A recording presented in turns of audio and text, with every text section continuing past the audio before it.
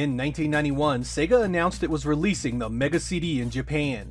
This add-on system attached to the 16-bit Mega Drive and gave it massive storage for games, music, and videos.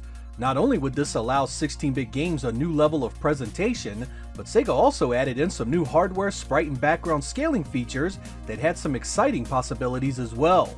I had already begun importing games at this point, so I was looking at maybe trying to get one for myself at the Japanese launch. The problem was that it retailed for essentially 50,000 yen at the time. Making an imported machine that early cost around $700. That meant no launch Japanese Mega CD for me, but I was still quite taken with the thought of owning one. When Sega announced it was hitting the US market in late 1992 for $300, I just knew it was going to be something special.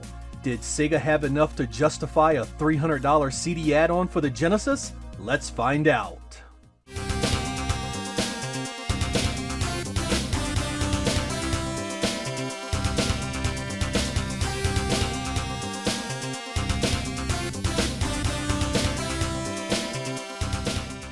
Initially, the push for the Sega CD had been huge. It was kicked off with a massive commercial campaign that included print and television ads everywhere you looked.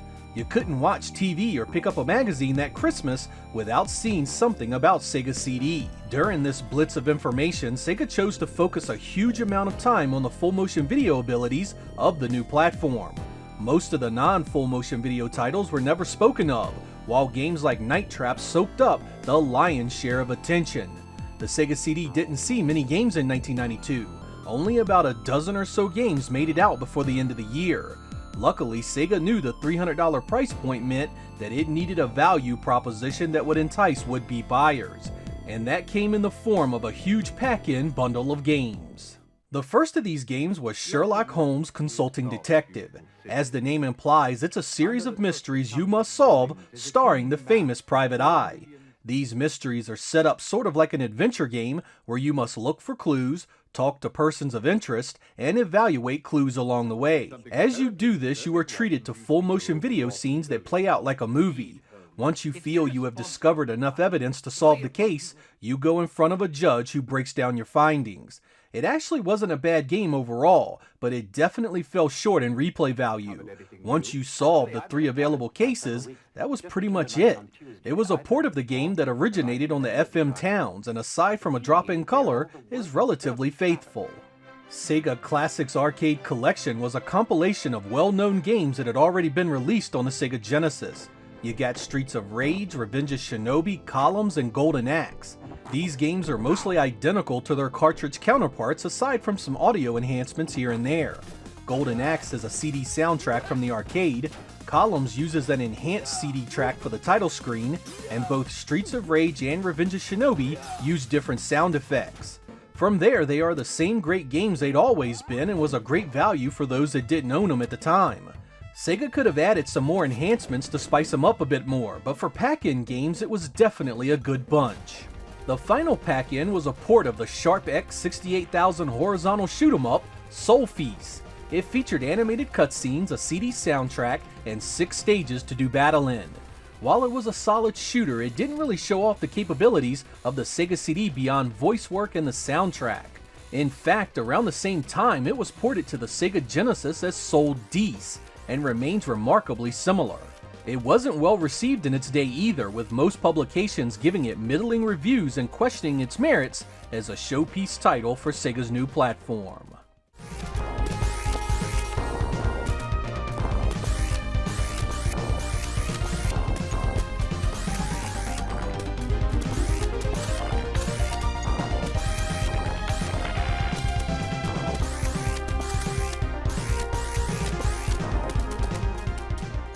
Sega and Digital Pictures put a lot of effort into trying to sell you software for the Sega CD that weren't actually games. A series of releases known as the Make My Video line featured some popular artists at the time. These had you taking pre-recorded clips and making your own video montage for the song included. Aside from the interactive aspect of putting the clips where you wanted, there were no games here at all. They were among the lowest rated titles you could find at the time, and really gave the Sega CD a bad name. Not all full motion video games were terrible, but stuff like this definitely didn't help their reputation. Hello? Hey! Is anybody out there?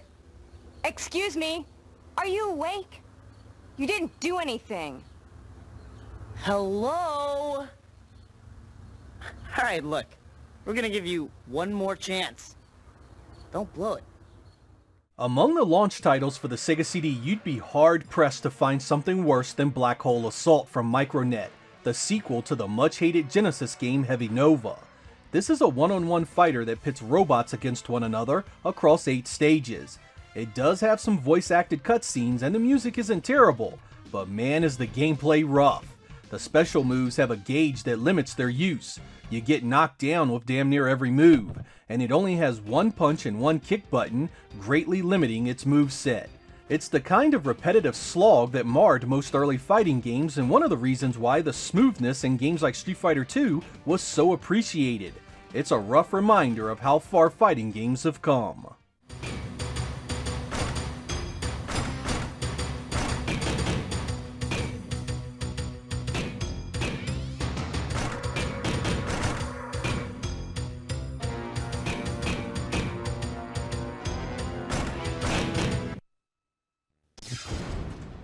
Wolf Team would do Cobra Command, an early full-motion video title that originally appeared in the arcade on Laserdisc technology from Data East. It was called Thunderstorm in Japan and had you flying an attack helicopter and taking down terrorists at various locations across the globe. The gameplay here was a series of QuickTime events strung together one after another. Enemies and obstacles would appear and require you to move a direction or fire your weapons. Make the right move and you'd see more video goodness, but fail and you'd be playing the same scenario over and over again until you got it right. I actually dug this game quite a bit, but it was brutally hard and actually required some serious dedication to see the end.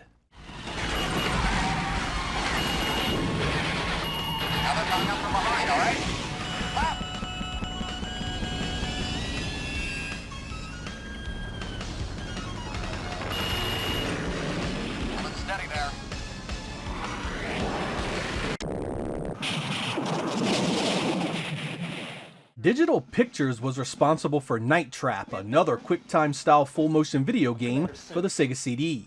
This one added some adventure elements by requiring you to navigate to different rooms and catch augurs, the bad guys of the story. Eventually you'd get a chance to trap the main vampires and save the scantily clad young women who have foolishly fallen into their trap. You actually need to pay attention to the story here and keep up with the code changes and where the characters will be next. Sega focused heavily on this in their advertising and published it as well. Of the initial lineup of video-based software, this was definitely my favorite.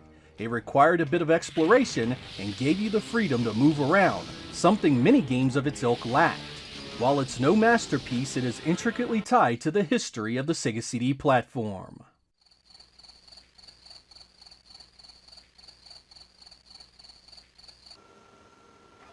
Look, it was your job to protect Kelly and the rest of those girls.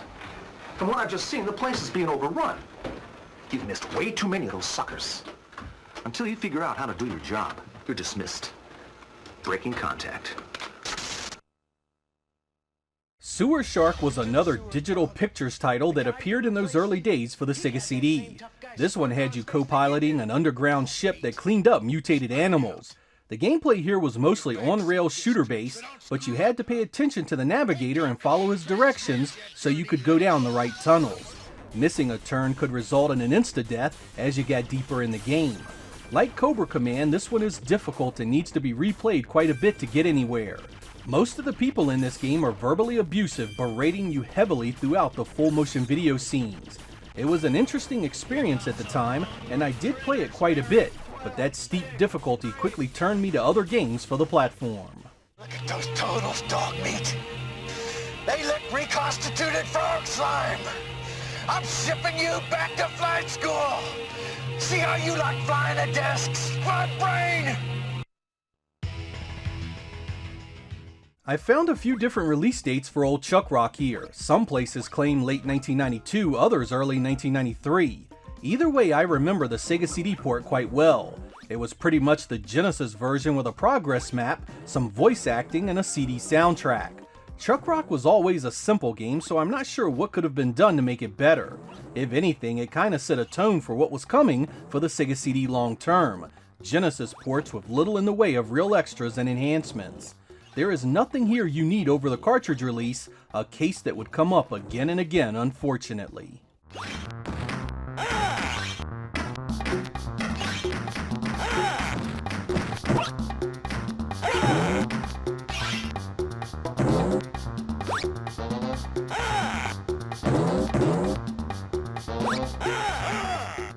Another one that fell under the umbrella of enhanced ports was Hook, an action platformer that was licensed after the movie of the same name. I've always got a kick out of this because it uses different voice actors than what you saw in the film. It pretty much mirrors the cartridge as far as stage design and gameplay otherwise. The main guy is really slow and it plays about as simple as these games get. The John Williams soundtrack is great, but it's yet another Sega CD game where you don't really miss much by playing the Genesis version. Surprisingly, Core Design was responsible for this and Chuck Rock, two games that were as vanilla as they come. Daddy, is Grandma Wendy the real Wendy? Maggie, that's ridiculous. Now come on, children. It's way past your bedtime. Then, Dad, is Peter Pan's adventure a made-up story?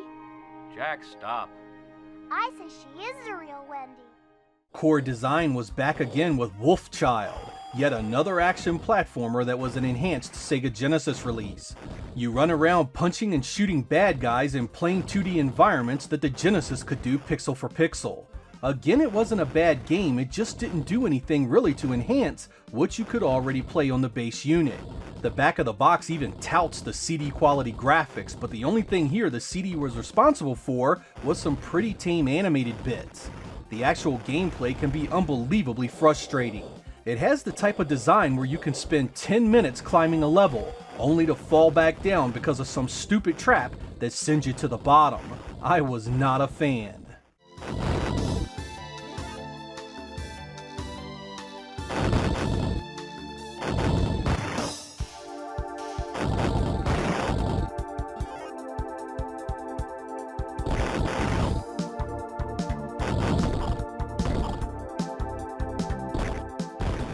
Wonder Dog was one of the rare exceptions in those early launch window of games for the Sega CD.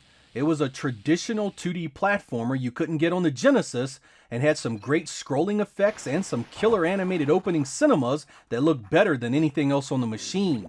Unfortunately, that didn't help the simple gameplay, and while this one does have enough to enjoy a few playthroughs, it's not exactly system-selling software. Still, that opening cinema and colorful visuals definitely stood out when there was so little else to play. Someone at Core Design must have had a major investment in the Sega CD because they did this one as well.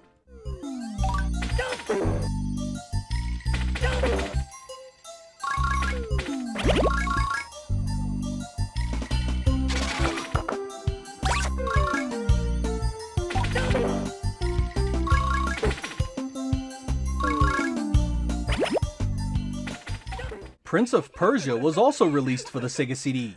Based on the Apple II original of the same name, this gives us voice-acted cutscenes and some nice animation. The setup for this one was always a challenge. You are thrown into prison and about to lose the love of your life, and only have one single hour to figure out a way to stop it all. That hour runs out during gameplay.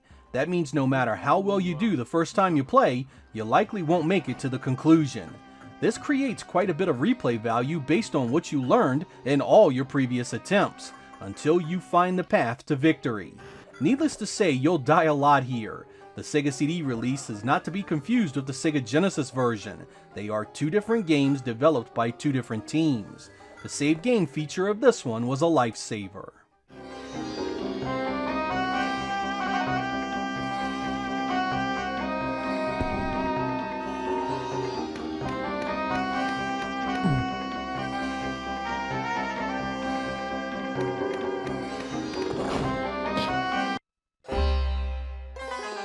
I wanted to do this episode for a few different reasons. One was to show you what Sega was offering in those early days and weeks for your hard-earned $300 in the United States. The second was to show you just how underutilized that extra hardware in the Sega CD was. And finally, to give you a clearer picture of why the platform had such an incredibly hard time making inroads with Sega Genesis owners. For nearly 2 years before its release, North American Sega fans were hearing all about these great abilities the Sega CD had. It could scale sprites and backgrounds, it had an extra 68,000 CPU that was faster and more capable, it had the storage to give us longer, more interactive levels, and animation to make it all look so much better.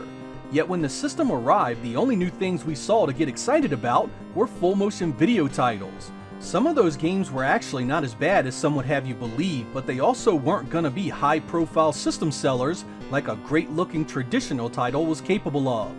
These early months for the Sega CD in the US were some rough times, and I honestly believe the reason why the hardware didn't take off. You had a $300 price tag, you had not one single game at the time that showed off its specialized muscle, and even old Sonic was still an entire year away. This made for a hard sell, particularly with the Genesis and Super Nintendo receiving so many high-profile games at the same time.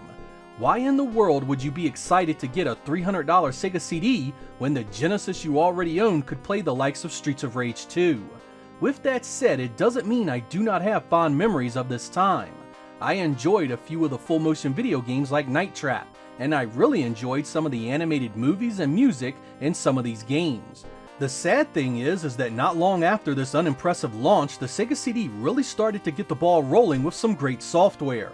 Original RPGs started flowing, games started to get some real enhancements as extras, and perhaps most importantly, some high-profile third parties actually got some killer exclusives going you couldn't play on any other US system. I feel the Sega CD had a boatload of potential, but at $300 in that underwhelming launch window software, it never really stood a chance at making big market success. Consumers will buy it if you give them a reason to, but Sega just took too long to get things going. Quite a bit of the most memorable stuff didn't show up until 1994 and 1995, by which time Sega was ready to launch its 32-bit ambitions. I'm Sega Lord X, thank you guys for watching, and I will catch you next time. Some time ago I did a Sega CD Top 10 video that I really enjoyed putting together. It let me talk up my favorite games and share with you why they meant so much to me. The thing was, there were many more games I wanted to do the same with. I have tried to make it quite clear on my channel that I enjoyed my time with Sega's underappreciated CD add-on.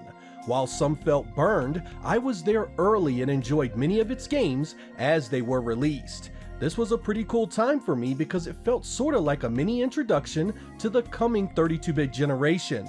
That excitement lasted from 1992 to about 1995, so I got roughly 3 solid years with my Sega CD, a time and an experience I wouldn't trade for anything. With that in mind, it's time to follow up that top 10 with an awards show of sorts. Here we are going to break down the best games for each genre and category like graphics and sound. Each category will then be done with one runner-up and one winner, so we can really talk about all the top tier offerings for this platform.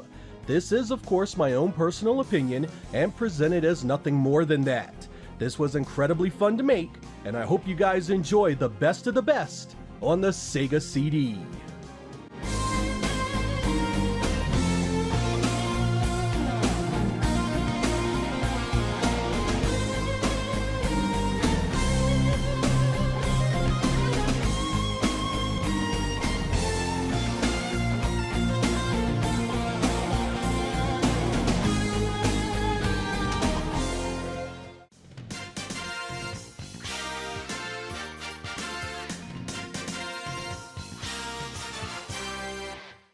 When Sega of America began marketing the Sega CD, they put all their muscle behind full-motion video games. Every ad, be it television or print, all talked about how video would revolutionize the way you played games.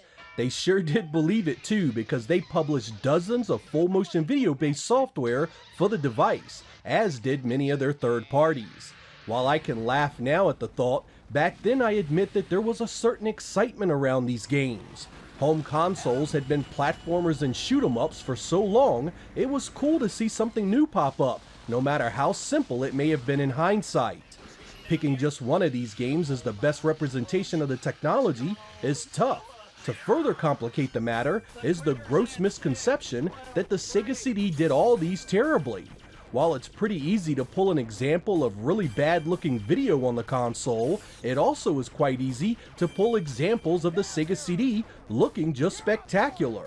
I was always under the impression that full motion video games were at their best when the subject matter was of interest.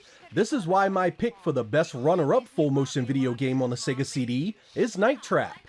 Don't laugh, because this one actually had a fair bit of replay value in its day. The way it is set up made you replay it and explore rooms at different times. Completing a game and getting one of its multiple endings was no easy thing. It was a new type of game and I greatly enjoyed it for what it was. But when it comes to the best full motion video experience, I have to go with Road Avenger. I mean, how could this one not be the winner? You have a killer soundtrack, a theme anyone can appreciate, and video that actually holds up quite well all these years later.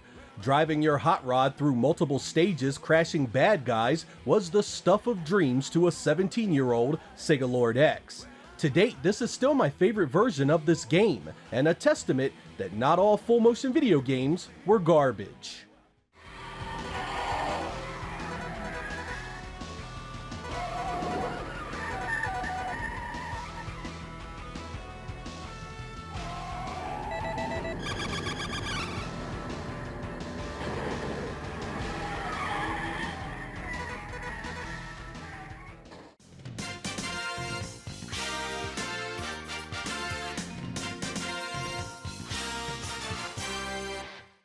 When the Mega CD launched in Japan in 1991, all you heard from the American publications was how its hardware was designed for sprite and background scaling.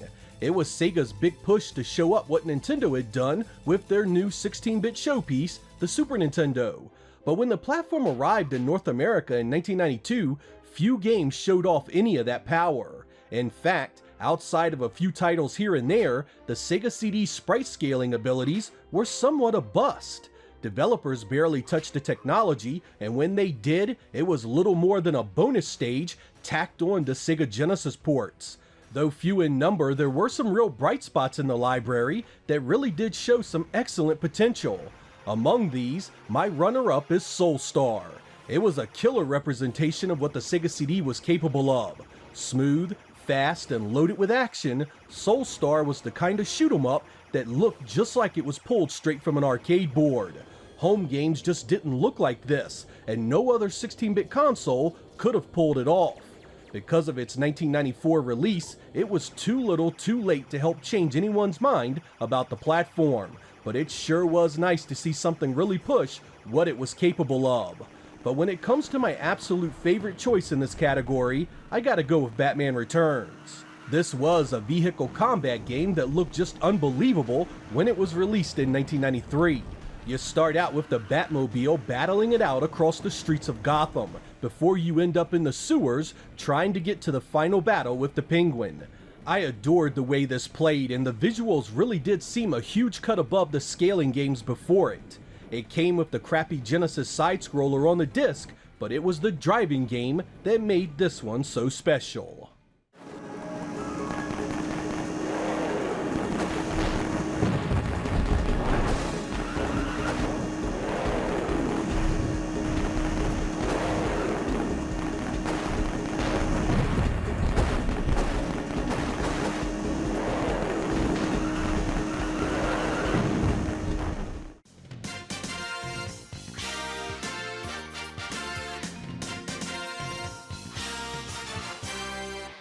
This category may surprise you, but there really were some excellent Genesis ports on the Sega CD. Not just simple soundtrack upgrades, but games where you got extra levels and gameplay to boot. Earthworm Jim Special Edition is my runner-up here, and it's very much worth playing, even if you've played the cartridge to death.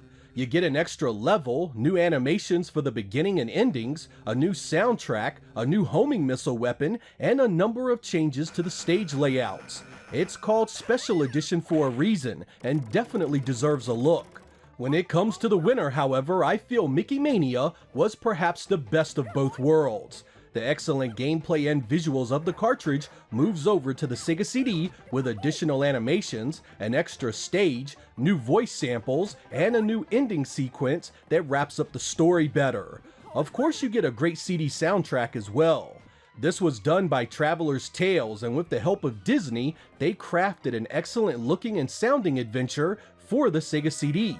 It's one of the rare cases where I feel the CD version is a big enough step up to deserve owning whether you have the cartridge or not. It kinda makes me wish that games like Toy Story and Sonic 3D Blast had gotten Sega CD releases as well.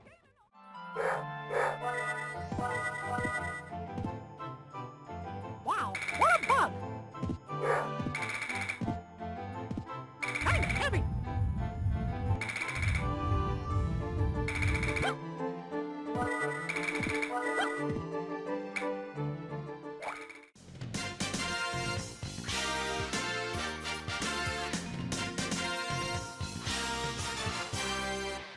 True console exclusives are a hard thing to find these days. With compilations, reissues, remakes, and online emulation services, many games see some form of reissue eventually. Not so with my runner-up, Eternal Champions Challenge from the Dark Side. This was a vastly upgraded take of the previous Genesis release. There has been a ton of new content added, including new ways to kill your opponent, 4 new fighters, a ton of hidden characters, new combos, new special moves, and multiple new gameplay modes outside the story. This was more a sequel than an upgrade, and while it does take some getting used to, it's a much better fighting game than many give it credit for. Unfortunately, licensed content tends to be the worst offender when it comes to keeping games locked to their original platforms. And when it comes to the best true exclusive for the Sega CD, I have to give it to the Terminator. This was not a port of the Sega Genesis game, nor has it been ported to anything since. This was a mix of platforming and run-and-gun action that takes place in both the past and the future. You are Cal Reese and you have only one mission: protect Sarah Connors from the relentless Terminator. Of course, since this is a video game, you have a lot more to worry about than the Terminator. Skynet has plenty of other robotic terrors to take you down, and even the street punks in the past are hell-bent on your destruction. I absolutely love the visuals of this, and the soundtrack was incredible. It was the way Sega CD ports should have been handled, and if you own the hardware, I cannot recommend it enough. The full motion video could have been better, but everything else here is a top-notch experience.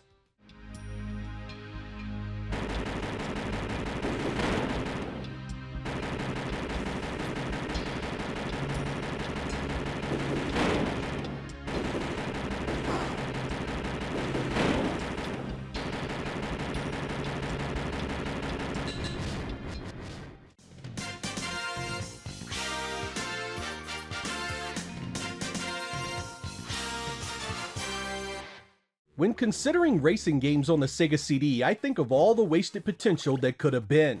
The technology of the Sega CD could have made for some solid racing action, particularly from Sega's own arcade catalog. My runner-up in this category is Jaguar XJ220. I came to like this game quite a bit thanks to its many tracks and gameplay modes. It only has the Jaguar license, but uses other supercars under slightly modified names and designs. The visuals aren't spectacular, but still manage to be quite a bit more impressive than a stock Genesis. It's highly recommended if you enjoy a good sprite scaler. My top choice in this category may come as a surprise to you, but even with all its problems, Road Rash is still the best racer on the Sega CD. It doesn't use the hardware for anything special other than the music, but the core gameplay still has that great feel found in the Genesis releases. It's also the only version of this game that allows you to play the licensed soundtrack while you race. There is no question the racing genre was underserved on this platform, but you can still have some fun here, particularly if you enjoy the other games in the series.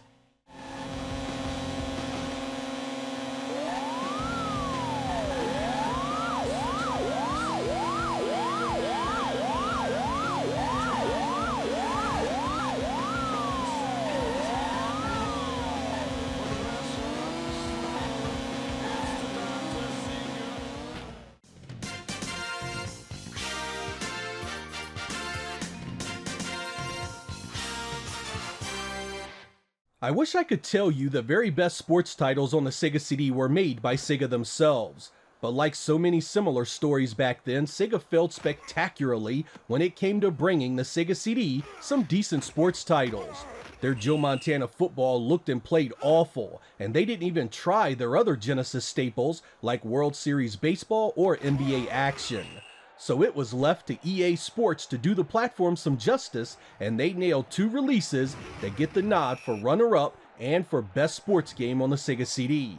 The first is Bill Walsh College Football, which features a huge roster of 48 collegiate teams, 4 players at once, enhanced sound, visuals, and extra content in the form of video segments from the legendary coach himself. It was a great use of what EA had learned with the Madden games, and played just about as good as you could have hoped. EA was also responsible for FIFA Soccer, an enhanced port of the Genesis game with vastly improved audio, enhanced animation and sprite detail, and loads of video clips. The AI has also been tweaked to give you a better and more realistic matchup. 64 international teams are waiting for you to take them all the way. You can't really go wrong with either one of these great releases. Sega may have fumbled the ball with their sports lineup, but Electronic Arts was there to pick up the slack and give us something very much worth playing.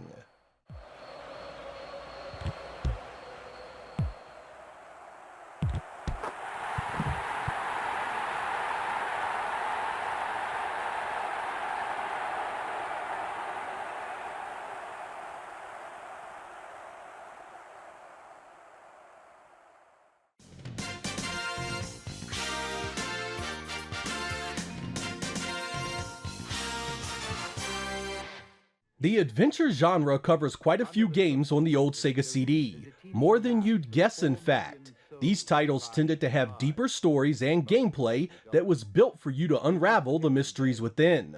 Rise of the Dragon is my runner-up here. In this point-and-click adventure, you are Blade, a former cop and Private Dick investigating the death of the mayor's daughter. You track it all back to a drug called MTZ and the people peddling it.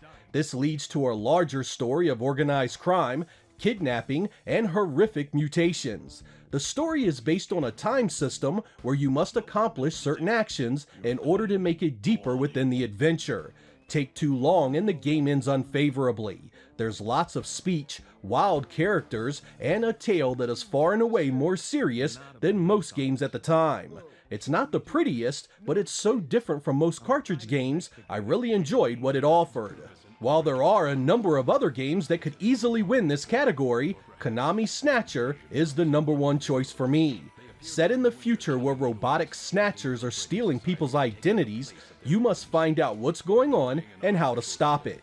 This one is focused on heavy character development and getting to know the people around you. It's not an especially long game, nor is it challenging, but the setting and personalities really make this one a treat from start to finish. It was one of the first video games I ever played that I felt like it was made for an adult. It happens to look and sound incredible as well. This Sega CD version is pretty much it when it comes to official English translations. It was the only time Konami saw fit to bring it to Western audiences, and that fact has driven its price up to insane levels among the collecting community. I am incapable of locomotion. What on earth are you blabbering about? Let's go! It's gonna blow! Please save yourself. I am paralyzed with fear. Oh, I can't believe this stupid robot! Come on!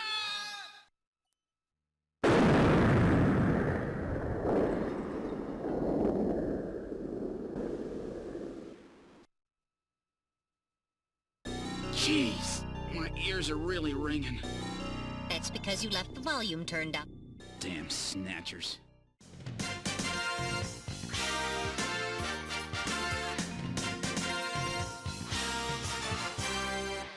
When I first started playing Shining Force CD, I was really let down by the fact it's essentially just a mild upgrade to the material that appeared on the Game Gear. But if you give this one some time, it'll grow on you with some excellent battles and an easy-to-follow story. In fact, it's one of the largest and feature-rich Shining Force experiences out there. It also has a new CD-quality soundtrack. But as good as this was, Sega had another turn-based strategy game that was even better. If I were to describe Dark Wizard to you as a simple strategy RPG, I'd be doing the game and my audience a great disservice. Originally released in late 1993 in Japan, this was internally developed by Sega and remains to this day as a true platform exclusive. This is point blank one of the most underrated games on the platform, and one every fan of the Sega CD needs to play. The king is dead. War has covered the entire land, and the Dark Wizard is attempting to resurrect an evil god. Your story begins by choosing one of 4 leaders, all separated by abilities and a backstory that defines their origin.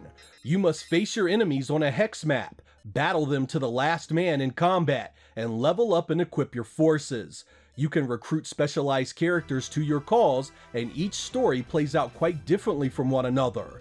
There's lots of side content to discover on top of the massive amounts of gameplay possible in the main story. While most Sega fans love Shining Force, this is quite the excellent experience on the Sega CD, so be sure to give it a try. It has some issues with pacing, but this is one game you'll get your money's worth with. It's not exactly Dragon Force, but if you enjoyed that game's freedom and depth, this one has many of the same features.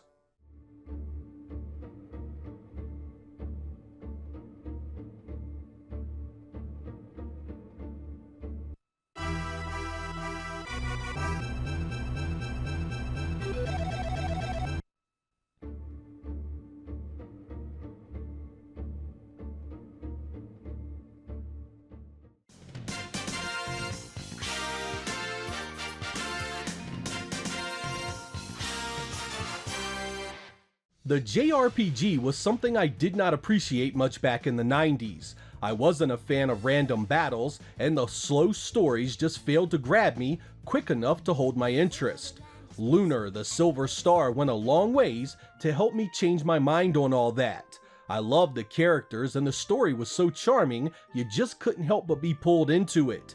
It sounded great as well. The frequency of battle was an irritation, but otherwise, this was a memorable experience that used the CD technology quite well. But it was when I played Lunar Eternal Blue in 1995 with its brilliant cinematics, perfect soundtrack, and lovable characters that I was truly won over by this franchise. There are a number of gameplay improvements made over the Silver Star, particularly in the AI settings, and the visuals are quite a bit nicer as well. Gameplay is of the tried and true overworld map exploration, towns, dungeons, magic, and equipment. You'll be right at home if you've played any similar game in the genre. The story takes place 1,000 years after the events in the Silver Star, and follow the antics of Hero and Ruby as they gain friends to help them on their journey. The interaction between those friends and the gorgeous animation that plays out their adventure is a big reason this one is so good. As far as traditional JRPGs are concerned, this is the best on the Sega CD by quite a stretch.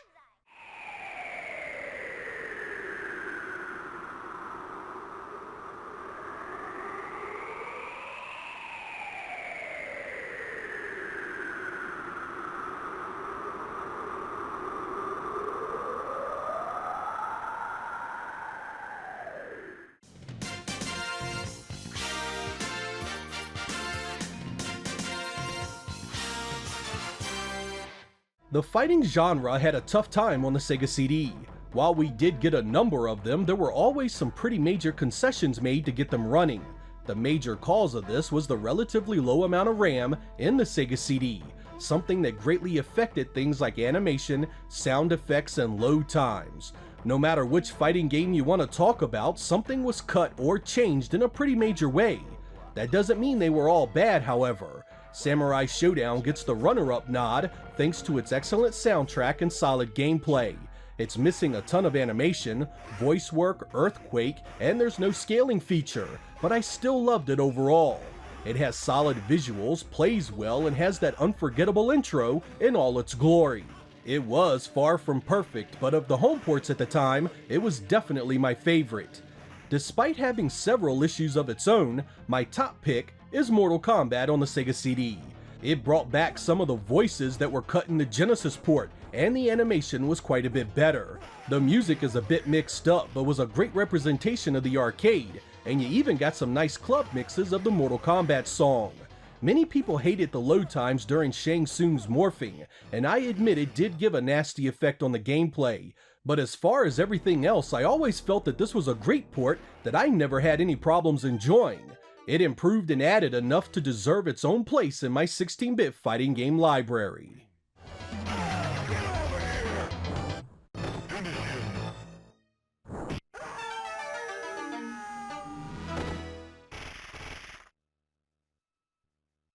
Scorpion wins. Flawless victory.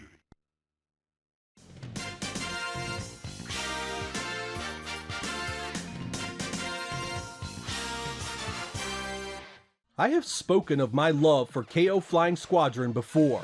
It's not the most technically impressive shoot 'em up ever, nor is it the most exciting or challenging. But what it lacks in those categories, it more than makes up for in character design, art style, and accessibility. It's just such a cute game with so many likable elements. How can you not appreciate its charms? But when it comes to the best, my top choice is something radically different. I've decided to go with my heart and tell you about a game that gets overlooked far too often.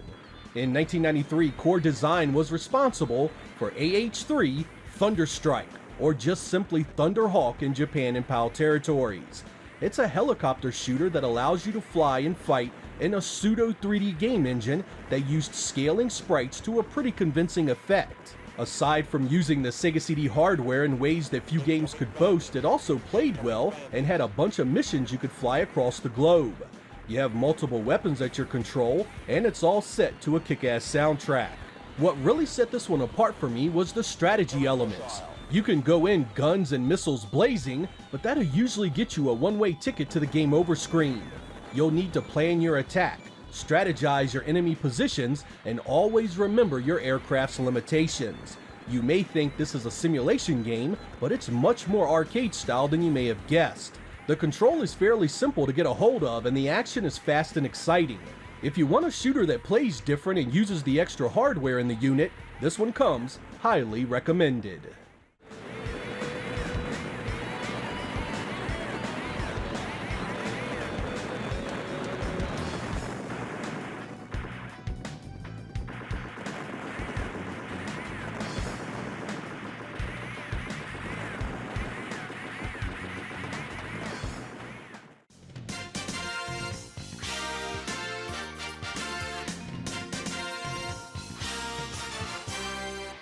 There are some great platformers on the Sega CD, and picking just one is tough. We've already talked about stuff like Earthworm Jim Special Edition and Mickey Mania, two games that could easily be in the running here. When I chose my runner-up though, it had to be The Beautiful World of Flink. Superbly animated, this is an adventure you just have to take on the Sega CD. You guide Flink as he jumps, climbs, swims, and does battle with the evil minions of Wicked Wainwright. The land of Imagica needs its leaders back, and only you can free them. There are tons of levels and spells to discover as you unravel this gorgeous adventure. But as much as I really dug Flink, I have never hidden my love for Sonic CD, and it's the best platformer on the console by a mile. I make no apologies for its exploration-based time mechanic. You either love it or hate it, but I think it makes the game what it is. This changed the Sonic formula for me at its very core. No more was it about hopping through stages as quickly as possible. It made me stop, search, think, and plan my routes to maximize the time mechanic and make sure I got the results I wanted. The visuals were just different enough to have their own flavor and feel, and I enjoyed both the US and Japanese soundtracks. The opening cinematic set the tone perfectly, and I'd watch it again and again, showing it off to any and all who dared question the coolness of my CD add-on. I never cared for the bonus stages, but everything else was a fantastic experience and a highlight of owning the platform.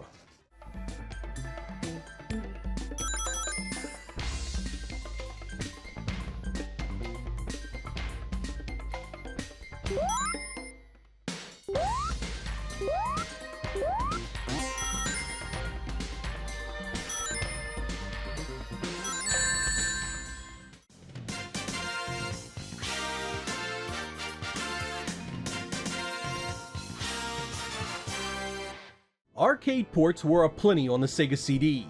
From the stuff Sega moved over from the Genesis to a number of Neo Geo conversions, there's a fair bit to look out for. I never thought they looked particularly good, but I still think the Lethal Enforcers games were incredibly fun on the Sega CD. Get 2 players together and you have arcade gold. It's grainy and the detail is pretty crappy, but the gameplay is what matters, and this is a gun game well worth playing. When it comes to the best, however, I gotta give it to Final Fight. The Sega CD did a very nice job porting the classic Capcom beat 'em up. The overall visual fidelity was solid, the new soundtrack was killer, and the gameplay was close enough to really enjoy it. Back in those days, arcade ports were essentially rebuilt games from the ground up, so there were always changes and differences that made them look and feel different. You'll feel those differences here, but I never considered them game-breaking or off-putting. The fact that this kept all 3 fighters and has both competitive and co-op gameplay was a huge bonus at the time. The Japanese version of this doesn't have the typical censorship of the female attire and the name of the boss character, Sodom. It's also a hell of a lot cheaper to collect.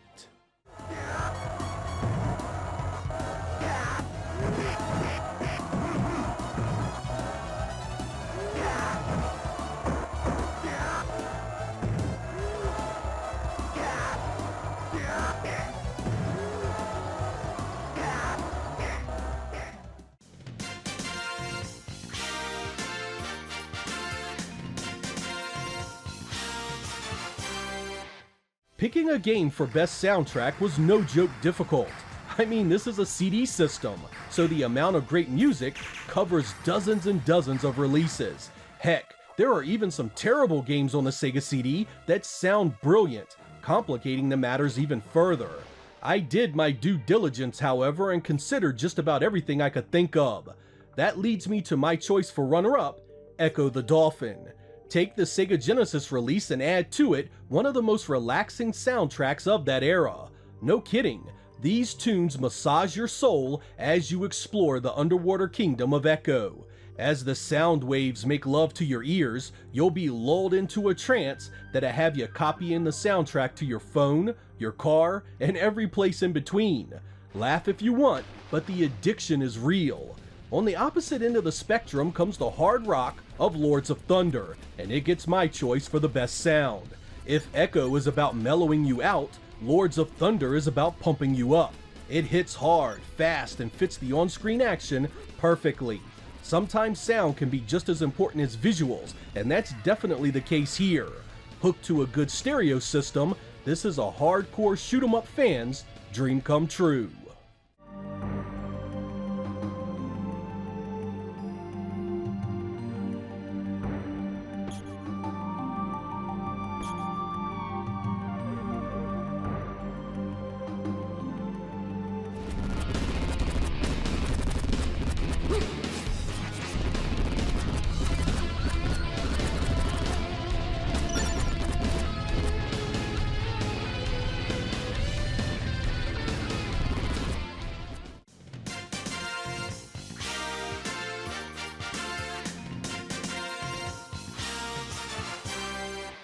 One of the big expectations I had for owning a Sega CD was that I would get some fantastic looking games. Early on, I had expected the sprite scaling to be at the center of its best looking games, and there is no doubt there are some stunners in that regard. But I also found animation to be a huge selling point on the Sega CD. Heart of the Alien had the benefit of including the fantastic looking Out of This World as well as its sequel. These games have some of the best animation of the 16-bit generation, bar none. This world is truly alien, and you'll need to put in some serious time and effort as it kills you relentlessly. It earns the runner-up title here easily, and still remains to this day a very playable adventure. This video is about the best games though, and it was Sylpheed that would end up impressing me more than anything else. It took a mix of pre-rendered video, real-time polygons, and some outstanding cinematics to make one of the platform's standout titles visually. You have to understand this was 1993, well before the Saturn and PlayStation, and even before the 3DO got going strong. Seeing this was a revelation. a small glimpse into what was coming and how polygons would change the way games looked and felt. Hindsight really diminishes the impact of this one. It's easy to look at this now and scoff at its video backgrounds, small polygon ships, and low-color cinematics, but at the time, there was so little like it. This is another one where I could just sit and watch the opening again and again. It looks so spectacular. Time may have lessened its impact, but I still consider this the best looking game on the platform. The Greason system, the central photon computer that integrates and controls the whole galaxy network on the mother planet, Earth, was network jacked by an unknown terrorist group. The leader of the terrorists solemnly introduced himself as Zakarte. The survivors of the Galaxy Union and the Colony Planet's fleet assembled all their forces to strike at Zakarte. 64 light years lay across their way to the solar system. After drastic restructuring and the addition of reinforcements to the tactical fighter spacecraft, the SA-77 Sylphide, their last resort, the remaining fleet began the counterattack. When looking back at the Sega CD, it's really easy to generalize an unfavorable summary of its market and library. Many people didn't play the unit while it was still available, and tend to form their opinions based on playing games years after the fact, or worse, base it on other people's opinions on the internet. I feel this does a real disservice to many of its games, mainly because many of them were incredibly impressive at the time of their release. It's easy to crap on full motion video games in hindsight, but at the time, stuff like Road Avenger was fun and new on a home console. The pretty polygons of today have rendered titles like Thunderstrike, Soulstar, and Sylphide less impressive in retrospect, but back then, they were stunning representations of what was possible with the Sega CD's technology. I guess what I'm saying is try to give this platform a real chance to impress you.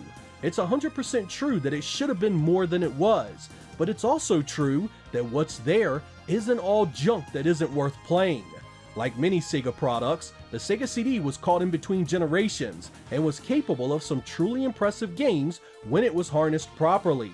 It may have been a commercial failure and a black mark on Sega's relationship with consumers, but it still had some interesting titles I'll never forget.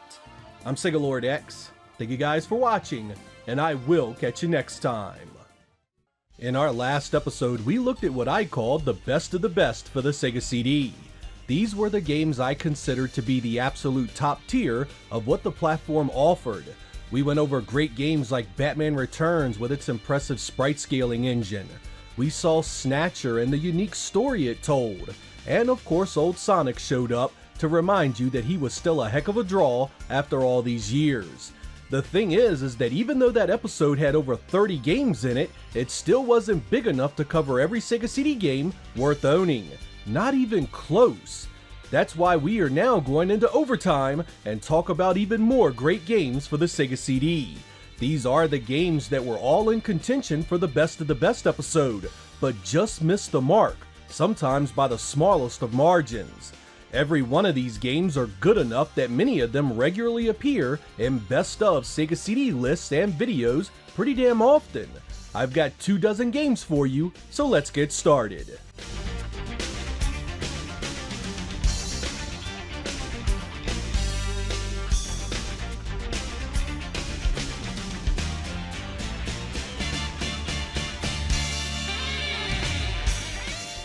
The Sega Genesis ports section in my previous video was actually loaded with choices. While Mickey Mania was the winner there, I had 6 other runner-ups that were neck and neck for that title. In 1993, Sega took its popular Genesis game, Spider-Man vs. the Kingpin, and re-released it on the Sega CD with a number of changes and upgrades. You got new cinematics, a new soundtrack, faster gameplay, more choice in how you played the stages, and 2 entirely new levels and villains. If you enjoyed the original, this one is even better.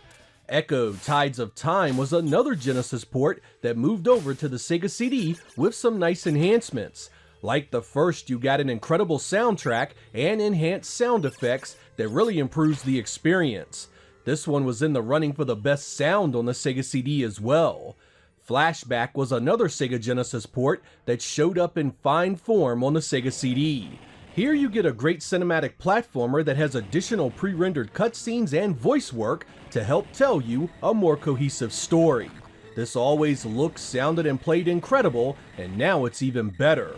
Pitfall: The Mayan Adventure on the Sega CD is point blank one of the very best versions of that game available. It has a new soundtrack, new cinematics, 3 new levels, and runs smoother than the 32X release.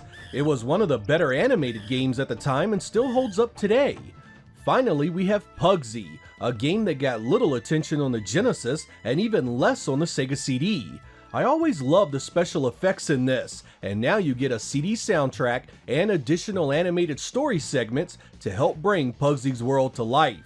The physics engine alone makes it so different from the other platformers you're used to. If you've never played this, the Sega CD version is an excellent way to experience it.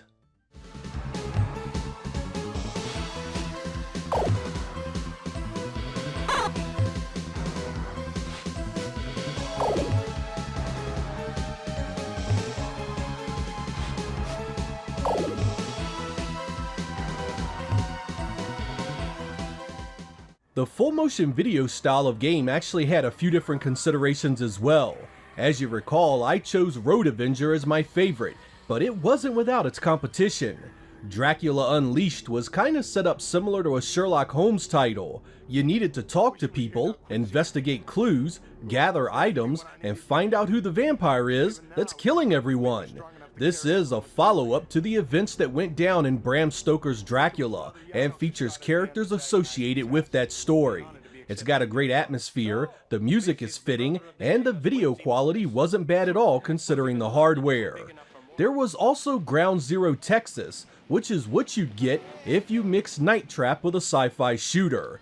You have to man cameras around town and find out what's going on and where the aliens have stashed their weapons for the final assault. It's actually quite a bit deeper than your typical full motion video offering, and has some decent special effects not normally seen in these types of games. If you enjoyed the likes of Night Trap and Double Switch, this is definitely one worth checking out. Hey, sweetness. What do you say we get to know each other, huh? Yeah. What do you say, huh? I thought he could use one more. That one really hit the spot. A number of people took issue with me choosing AH3 Thunderstrike as the best shooter on the Sega CD. While I stand by the choice, it also had a couple of contenders that nearly dethroned it at the 11th hour. Android Assault was one such game, a woefully underrated shoot-'em-up that I really enjoyed. You pilot the Bari Arm, a huge transforming mech that can be powered up into a pure killing machine. Earth has been invaded and its very existence threatened, and only you can stop it. It has a great soundtrack, colorful visuals, lots of cool parallax and line scrolling effects, and your weapons have multiple forms of attack. It won't dethrone the likes of the better Thunder Force titles, but this is still a great 16-bit shooter. The Aleste series also got an update with Robo Aleste, a vertical shooter that takes some liberties with Japanese history. You've got steam-powered mecha, cool cinematics, and a fairly deep story for a shooter. It's never commanded the respect of Musha, but I always found it solid and easily one of the better games on the Sega CD.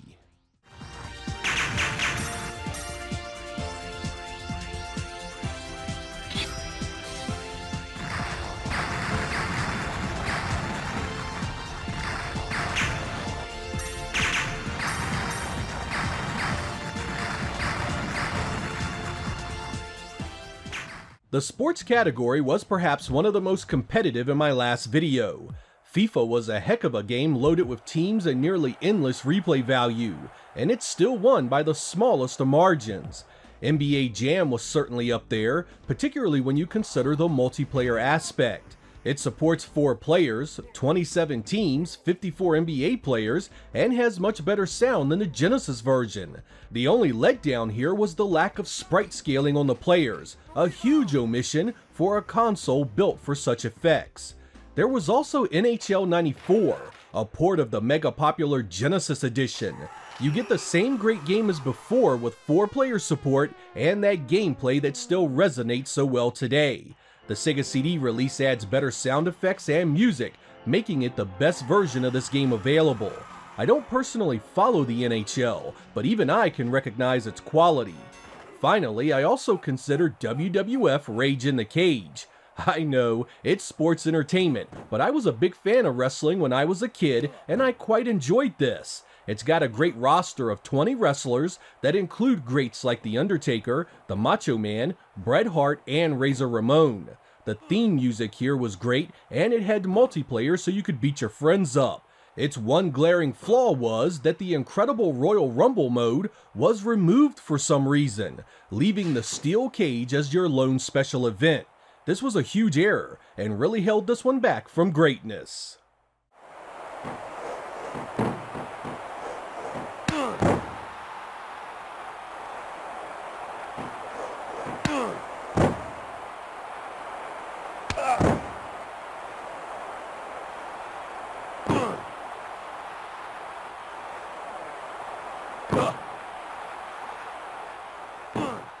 In my previous video, the RPG section was a blowout. The two Lunar titles won easily, and I'll stand by those choices all day long.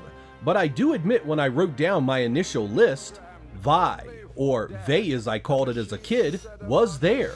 This was a cool mix of sci-fi and fantasy tropes. A giant war machine crashes on the planet of Vi, crushing all human life it comes across. It takes the planet's most powerful wizards to stop it. Once defeated, its power is sealed away to never be touched again. Of course, that was wishful thinking, and once again the technology that nearly destroyed the planet is back at work. You are Sandor, Prince of Lorath, your castle in ruins, your parents killed, your bride kidnapped, and your people under siege. Vi is a pretty standard JRPG from there. Random battles, equipment upgrades, and leveling up make up the majority of the gameplay. It's not the prettiest 16-bit RPG, but the sprites do look great during battles. The real strength here is the story and characters. It's a gripping tale that you'll want to see to its conclusion. It's not Lunar good, but this one is overlooked to the point of absurdity.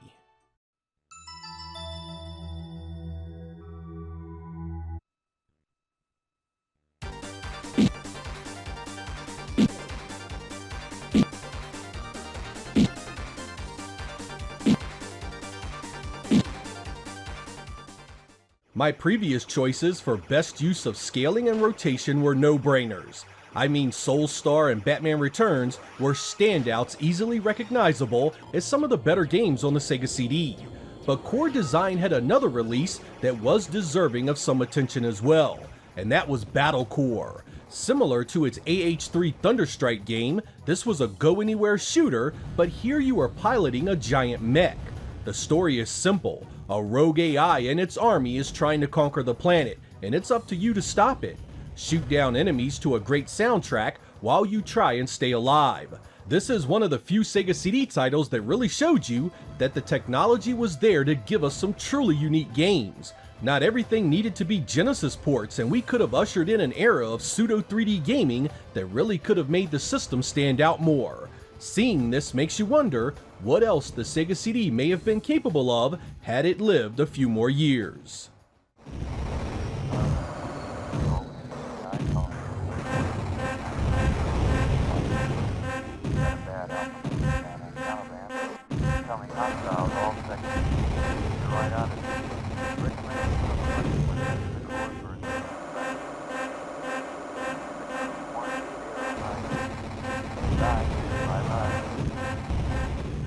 The racing genre was somewhat of a letdown on the Sega CD. What should have had incredible versions of Sega's Hang-On, Outrun, and many others, we mostly received ho-hum ports of games from other platforms. I chose Road Rash as my winner, but it did have some stiff competition. Beyond the Limit was an F1 racer with real drivers and teams, while featuring 17 tracks to race on. You can play and save an entire season thanks to the Sega CD's internal save RAM. It's a bit choppy, but the feature-rich options really make it a draw for fans of the sport. Mega Race was pretty much the exact opposite of this in pretty much every way. This was a full-motion video-based racer where sprites are used against pre-rendered backdrops. This is combat racing, and you must destroy your opponents before the contest ends. There is a really irritating host that likes to trash talk your failures, and it's actually not a bad game once you get used to it. It certainly was unique given the few options available for the platform. Finally, BC Racers was also worth mentioning. This used the Chuck Rock universe as a combat racer, very similar to the earlier Mario Kart titles. It has 2-player co-op support, 8 tracks, multiple camera views, and relies on heavy scaling and rotation for its 3D effects. It's not particularly smooth, but when you do get used to it, it can be a good time. Again, the racing genre wasn't especially strong on the Sega CD, but these few offerings weren't terrible at all.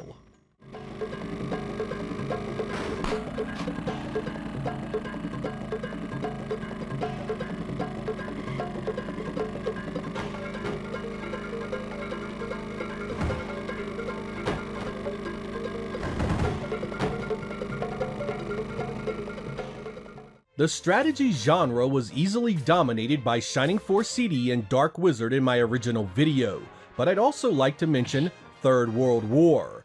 This is quite the deep game, and it's loaded with different scenarios you can play that allow you to fight an all-out war, assert your dominance economically, and even take a small nation and lead it to world supremacy. 16 countries can be chosen from these various scenarios, from superpowers such as the US and Russia to much smaller nations like Israel and Japan. This isn't just a simple matter of using your military might, as you must also manage your economy and your relationships with the other world powers. You have to worry about revolutions, terrorists, and all sorts of real-world scenarios upsetting the balance of power. If you like the kinds of games that take a long time to complete, with many different outcomes possible, this will certainly be of interest.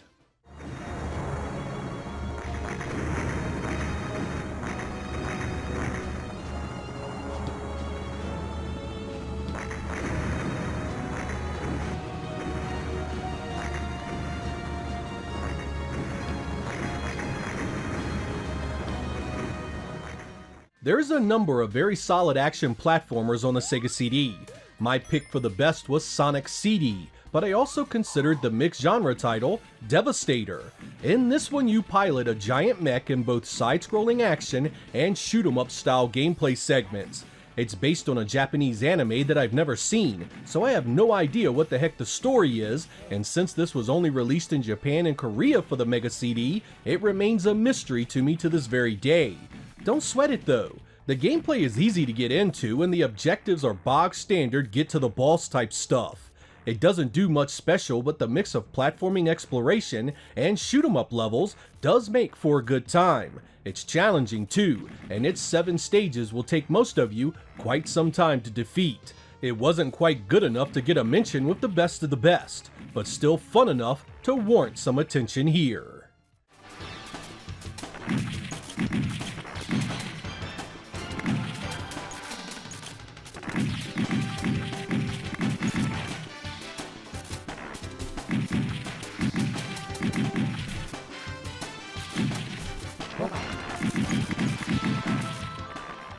The adventure genre has loads of different game types in it.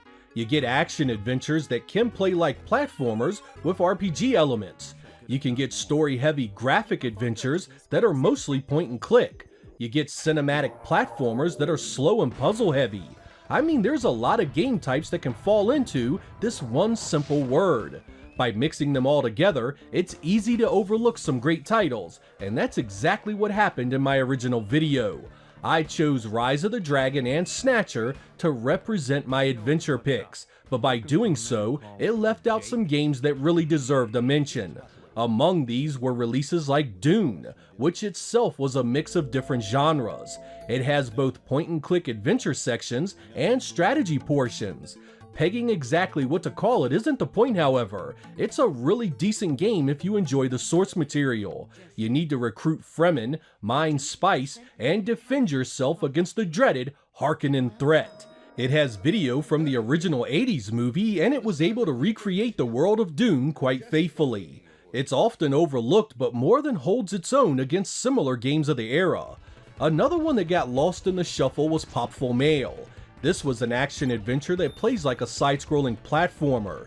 You can kill enemies for gold, buy items like weapons and armor, and you have multiple characters to choose from as the story unfolds. You can also buy healing and special items to get you through the tougher areas of the game, or where certain obstacles seem impassable at first. It's got great art and the soundtrack is pretty good. The amount of variety in the areas you can play is also impressive. There's nothing quite like it on the Sega CD really, so if you're out for something different, this will definitely fit the bill.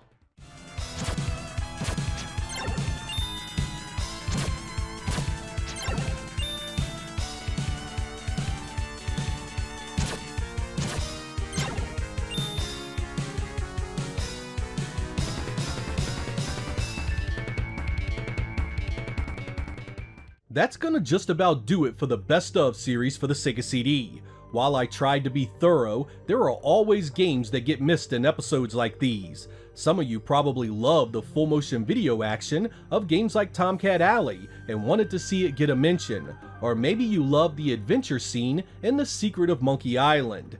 I don't discount the quality of these games, but rather must simply draw the line somewhere. Otherwise, I'd be covering nearly the entire 200 game library for the device.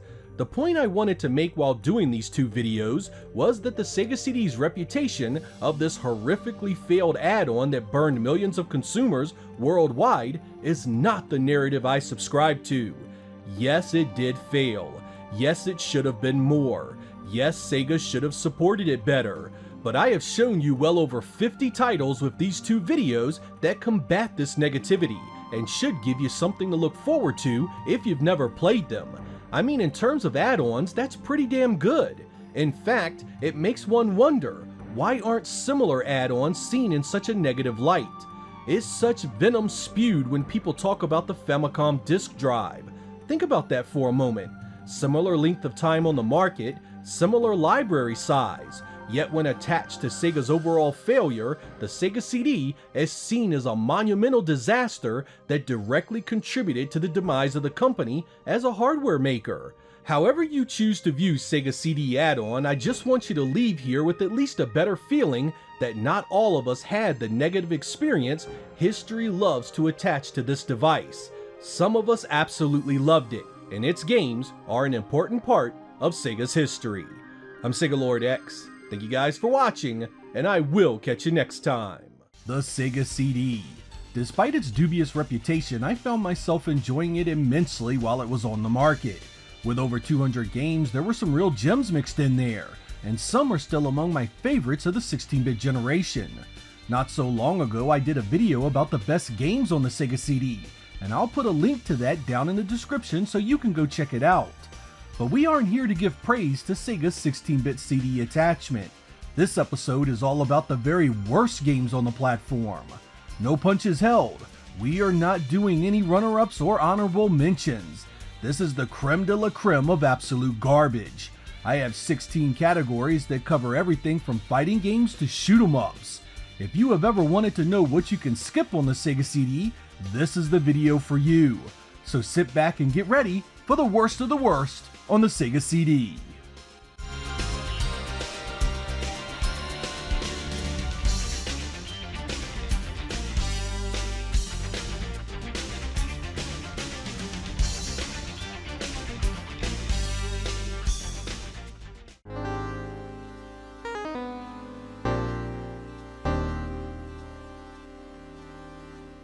The full motion video list is a list of mostly bad games to begin with, so picking a worst of that bunch may seem daunting.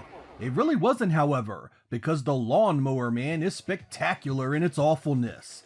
It's actually a sequel to the film, and Job has now reached his full potential as Cyber Job. You are trapped in VR and must find your way out playing crappy action sequences and solving terrible puzzles. Lots of quick deaths, tons of loading, and an interface that just isn't fun to use or navigate. I really did want to like it, but what's here offers little in the way of replay value. Even the full motion video quality is pretty bad. You can also play this on the PC, but I have no clue why you'd want to. It's probably the worst game to carry this license.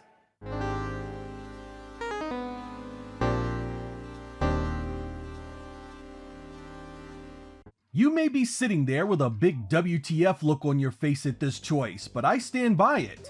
Sonic CD is without question the worst use of scaling on the Sega CD. It's a combination of not just being visually unspectacular, but also a case of Sega themselves failing to add a bonus stage that truly took advantage and showed off the hardware. Running around Mode 7 style flatness trying to hit poorly scaled UFOs was not particularly fun or impressive. I mean, how can the tunnels and Batman Returns look like this and we are not getting something similar for the little blue blur to navigate? I absolutely adore Sonic CD, but this bonus stage left a lot to be desired.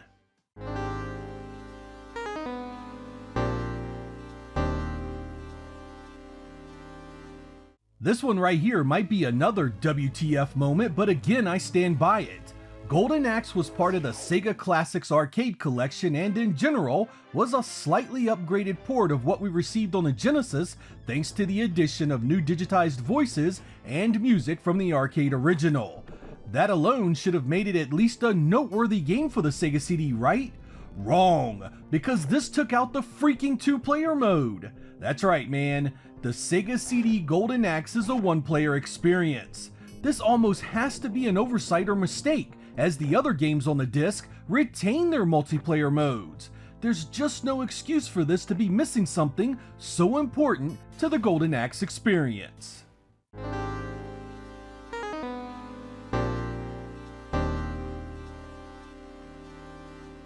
Deep diving games that were only released on the Sega CD and picking the worst one was not easy, but I settled on the truly terrible Revengers of Vengeance. Aside from the incredibly stupid name, this one had loads of potential. It's a hybrid fighting game and RPG, but it does neither well. Heck, I would have settled for both just being competent, but we just didn't get that lucky. The RPG portion is filled with the same simple task over and over that just leads to a ton of repetition. You start out so weak that challenging the CPU in battles is tantamount to slapping a bull in the face and standing there waiting for the ass whooping to ensue. Even just blocking a special attack takes 20% of your life. But as shallow as the RPG elements are, it's the fighting game that's outright broken. Game-jarring slowdown, lag, and unresponsive control makes this a headache no matter what you do. The AI is stupid but capable of crazy damage. The hit detection is an inch outside the sprite, and to get anywhere, you pretty much have to spam projectiles and throws without any other strategy. Don't let the colorful screens fool you, this is as painfully bad as games can get.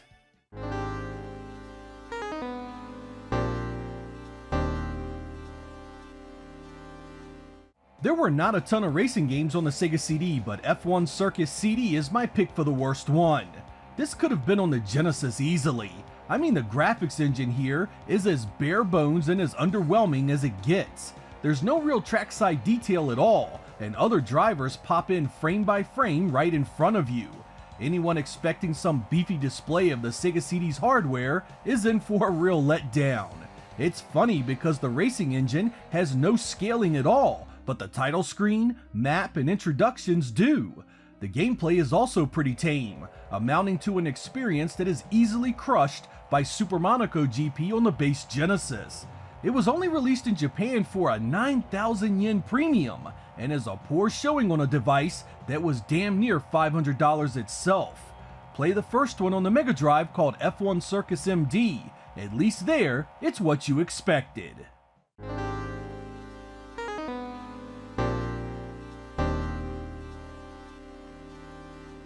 Talking about the worst sports game on the Sega CD still burns my ass up to this very day, because Joe Montana Football is one of the reasons I wanted the platform in the first place. I mean, a Sega sports football title using sprite scaling. How could it be bad? Well, bad it was, because this choppy crapfest of a game did not deserve Joe Cool's name on it in the slightest. The passing game is broken, the run game is akin to playing ping pong against 11 opponents, and the graphics are just an F-tier pixelated dumpster fire. I would have rather have had a port of the cartridge game with full motion video touchdown celebrations. At least that would have been playable.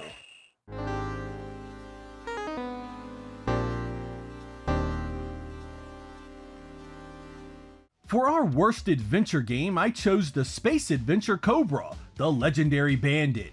I actually get a kick out of this game and have enjoyed it in the past, but there is no question it's got all kinds of issues. This is what Snatcher would have been if Snatcher had sucked. It's basically space pirates doing dumb things while searching for treasure. The story seems like it was written by a 15-year-old, and the characters are about as interesting as a wet carrot. The art is weak and mostly stays in a small screen most of the game. Choose your own adventures need to draw you in with great animation, deep stories, and characters you care about, which Cobra here has absolutely none of. But it's definitely one of those so bad you want to see the ending kinda games. Many of you will play this just to see how ridiculous things can look and play out. But beware if you hate reading, most of the conversations are text.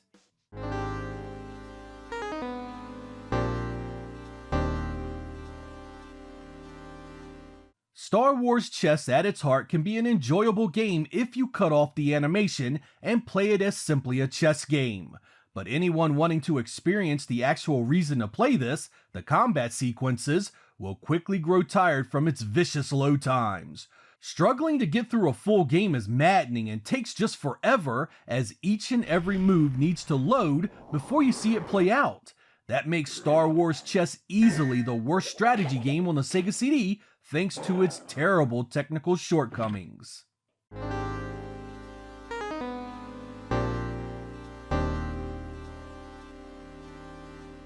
Our worst RPG is a category I almost cut out completely, honestly. Every single RPG on the Sega CD rates well above something I'd consider terrible. That left me in the unenviable position of picking my least favorite RPG, Eye of the Beholder, as the entry. I'm not a big fan of the point-and-click style of exploration and battle, but it would be extremely unfair to label this the worst game just because of that. With that said, it isn't a bad game at all, it's just not my cup of tea. That leaves this category kind of a bust, but gives me the opportunity to preach that the Sega CD actually has a great lineup of RPGs. Go give them a look if you've never explored its offerings.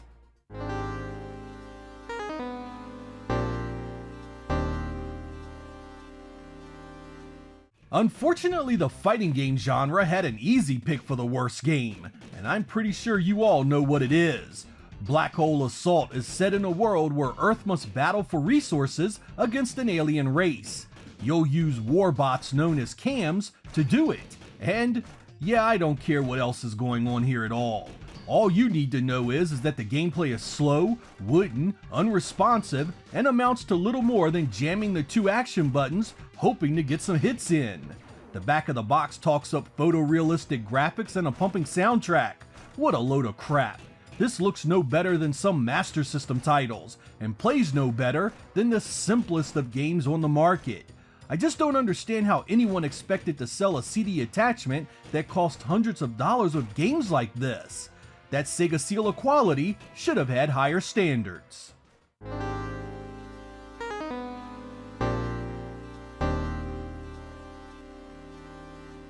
There were a handful of fun shooters on the Sega CD.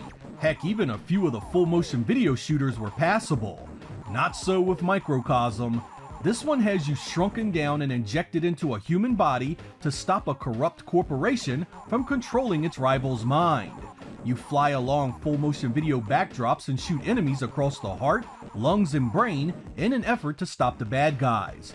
Your ship can move around and there are power-ups, but that's about as complicated as it gets. In the first 5 minutes, you have seen everything this has to offer, and it's not compelling stuff. Even the video runs in the Sega CD's low color mode, so it looks quite rough even by the standards of the day. It was ported to many other gaming platforms where it looked infinitely better, but played just as boring.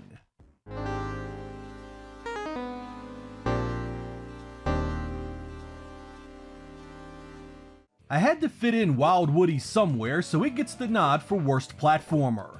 Sophomore humor aside, this poor playing title suffers from hit detection issues, cheap level design, and unwieldy control problems. What could have been a hilarious throwaway title to break out for your buddies winds up nothing more than a simplistic bore that shows off nothing the Sega CD was capable of. action platformers were a dime a dozen during the 16-bit era, so why anyone at Sega thought this was good enough for the Sega CD in 1995 should be in every Business 101 class as how not to handle a failing product line. You can play it for the lulz, but coming back to this for anything else is a waste of time.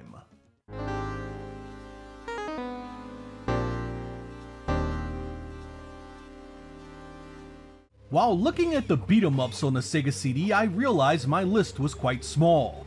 I did have a real stinker though, and that was Sony ImageSoft's Dracula. This is a side-scrolling action game similar to what you'd see in something like Kung Fu Master or China Warrior, only this time it uses pre-rendered backgrounds to give you a sense of three-dimensional space. And man does it play rough. Repetitive enemies come at you fast and often, and your slow punches and kicks are ill-prepared for their advance. That means a lot of damage and deaths as you adjust to the laggy control. I admit I was intrigued by the visuals upon its release, and I did play it quite a bit, but after suffering those platforming sections and being killed by insects and rats numerous times, I grew really tired of it. To artificially extend gameplay, you also have to replay areas from the beginning at the very end. When I finally killed Dracula with simple punches and kicks, I was done. Enough was enough.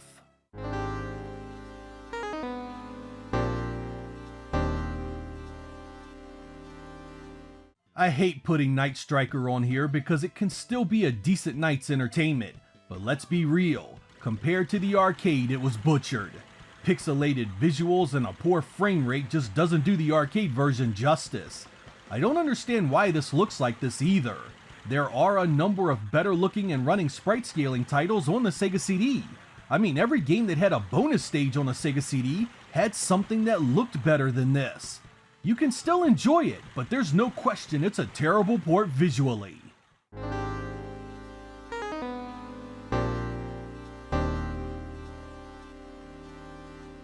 The worst sound and music category is tough on a CD system because so many games used Redbook audio. But my choice here was simple. All those Make My Video titles easily fit the bill. Put video segments together. That's it. Set to some of the worst garbage available at the time. These games were full-priced $50 releases. Imagine paying that for something where all you could do was mess with video clips of Mark Wahlberg rapping poorly. I can just see a room full of Sega executives sporting wood over the notion of this being the next big thing. It almost boggles the mind.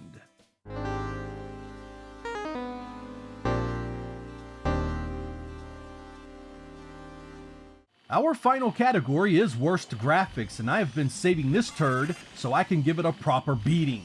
For a freaking year, all I read about in gaming magazines at the time was how the Sega CD could do this and that with sprite scaling, how it had its own powerhouse 68,000 CPU that was faster than the one in the Genesis, and how all that would come together to give us games that put the base Genesis to shame. And then we received Afterburner 3, one of the most visually disappointing releases that console ever saw. Here you get a game that was based on Strike Fighter, the sequel to G-Lock Air Battle. And just look at that flat, lifeless presentation. Hardly any detail on the ground or in the water. No Sega CD scaling hardware in use here at all. And once you put it beside the arcade, you really get a sense of just how big of a joke this port was. The Sega CD could do Mode 7-like effects, yet this didn't even try. No scaling on the enemies, no scaling on your missiles, no scaling on the smoke trails. Just a ho-hum experience the vanilla Genesis could have easily shat out in its earliest days on the market. CRI may have been responsible for this, but Sega published it in the West, putting their name on it like some badge of honor. It was uninspired, unimaginative, and downright lazy games like this that never gave the Sega CD any chance at widespread success.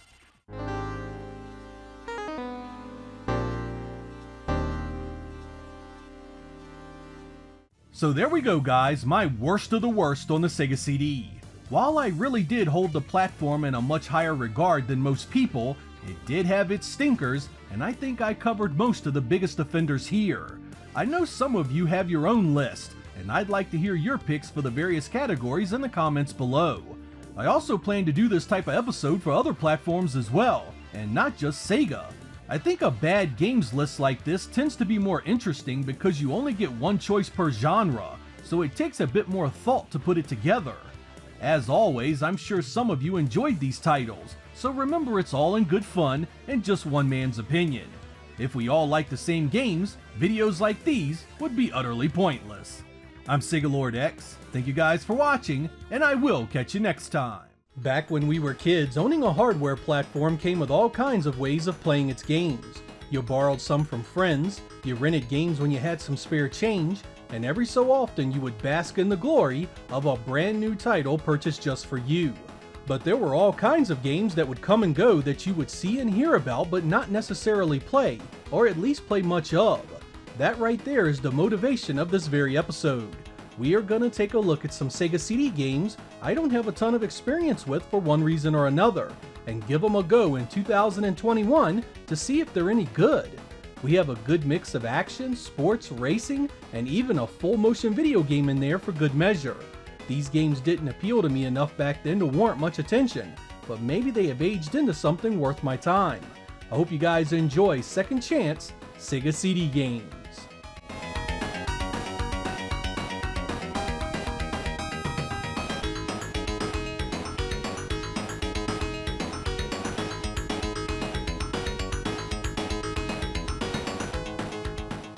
Being a fan of football, I was always excited to see a new franchise pop up, and Bill Walsh College Football was a pretty solid game on the old Genesis. Around that same time, a Sega CD version was released, and I had a bad feeling EA just dumped the cartridge on it with some full motion video and CD music. A quick inspection of the back of the box confirmed my suspicions because it looked exactly like the Genesis release. I can't say this emboldened me to give it a chance, as I had seen this kind of thing far too often on the Sega CD. Fast forward a few years later and I decided to give it a real chance to impress me. Honestly though, I'm really torn on this. At its heart, Bill Walsh College Football is an excellent game.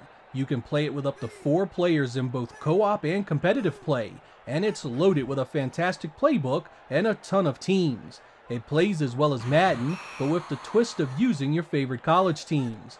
But the problem remains, this just isn't a meaningful upgrade over what you got on the Genesis.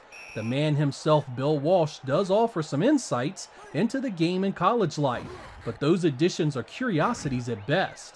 When it comes right down to it, Electronic Arts didn't do much here to take any advantage of the Sega CD. That's a real shame, because I would have loved to have seen an engine that used a scaling and rotating field similar to what was done in Madden 97 on the Saturn. This just ends up being another missed opportunity to do something special the Genesis couldn't already offer.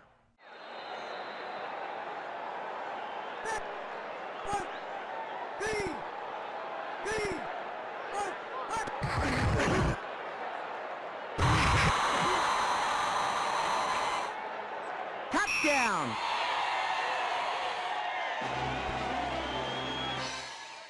When I first saw the Sega CD was getting Cadillacs and dinosaurs, I thought it was going to be a port of the 1993 Capcom arcade game.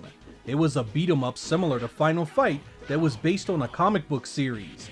Considering how well the port of Final Fight had gone, I was stoked to play this as well. Unfortunately, I found out that it was not a port of anything Capcom had done, and instead was a full motion video rail shooter done by Rocket Science Games, the company that had done Lodestar: The Legend of Tully Bodine for the Sega CD. Since this was released in the summer of 1994, I was well over my interest in these kinds of games and wanted no part of it. Over the years, I had seen videos on it and I'd even played it a few seconds here and there, but outside of that, I never really seriously considered investing any real time into it. Going back to it today, I must admit I didn't miss much. Things start out really promising. The storyboards and animation are absolutely brilliant, and some of the better graphics I've seen on the system. I mean, look at those screens. It was almost like watching a Saturday morning cartoon right there on your Sega CD. Things go to hell once you start playing it though. The repetition here is unreal. The same area just keeps going and going and going, and oh my god, just make it stop already. Every so often, a few new animation bits pop up here and there are a few new things to shoot at, but for the most part you are stuck in the same jungle scene for damn near the entire game.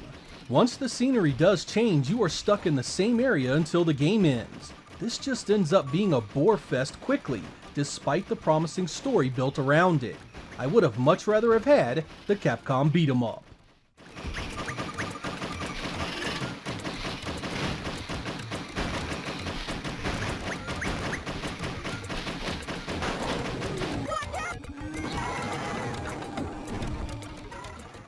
Many of you may remember Ernest Evans from its Genesis showing in 1992. It was the sequel to El Viento and developed by Wolf Team. It was a strange game with weird animation and physics. I had been excited to play it at first because I thought it'd be something like Super Castlevania 4 thanks to its whip-based gameplay. What I didn't know at the time was that it had been released exclusively for the Mega CD in Japan in late 1991, complete with animated cutscenes and a CD soundtrack. But I hadn't cared much for the Genesis release, so I skipped out on bothering with the Mega CD version. Firing it up today, that was a damn good decision. Just getting this asshole to do anything I want him to do is a pain, and there are moments where you just want to bash the controller against the wall in frustration. He moves strange, attacks strange, and even the most mundane task can lead to absolute bewilderment. This really is a shame because the cinematics and the music are actually quite good, but getting past the gameplay to see and hear them just isn't worth it. Repeated play can make things a bit more tolerable, but only the most dedicated among you will have the patience to get that far. I am usually a fan of Wolf Team's work, but this stinker is better left buried in the back of your Sega CD shelf.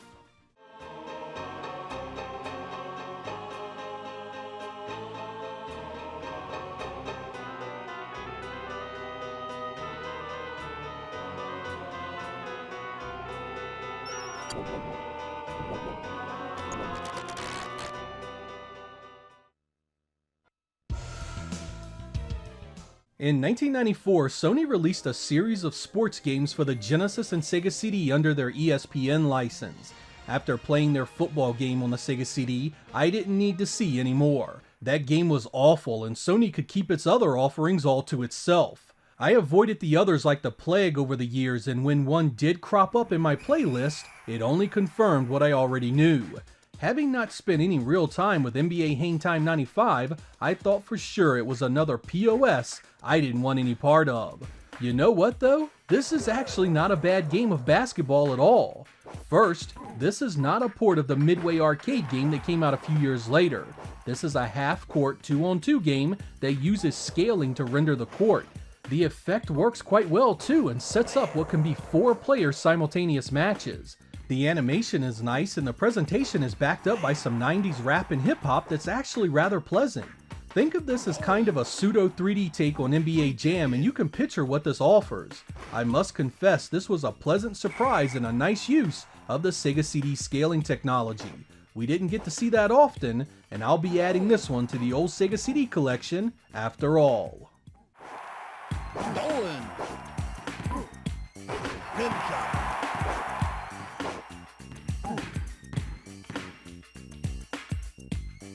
Yes. Yes. 2. Not being a fan of the sport, I didn't pay Formula 1 World Championship Beyond the Limit much attention either. I mean, I played it, but it was so difficult that I just didn't want to keep going back to it. And man, nothing has changed. This game is still hard as all get out. You won't be spending much time enjoying the decent graphics because just keeping yourself on the road requires all of your concentration. After some time, I began to get a feel for the game and started to realize there is a fair bit more to this than I ever realized. There are a ton of licensed tracks, drivers, cars, and even weather effects to keep things interesting. Unlike most racing games at the time, this actually requires memorization and a heap of patience to get better at it. This is not arcade-style gameplay, and expecting to fly around the track like Super Monaco GP will yield you nothing but pain and frustration. I fired up the Japanese release out of curiosity, and it's even more difficult if you can believe it. It was released under the Heavenly Symphony name, and should be played only by the most dedicated of fans. Still, the video is decent, the scaling is tolerable, and there is a ton of content here should you appreciate attention to detail.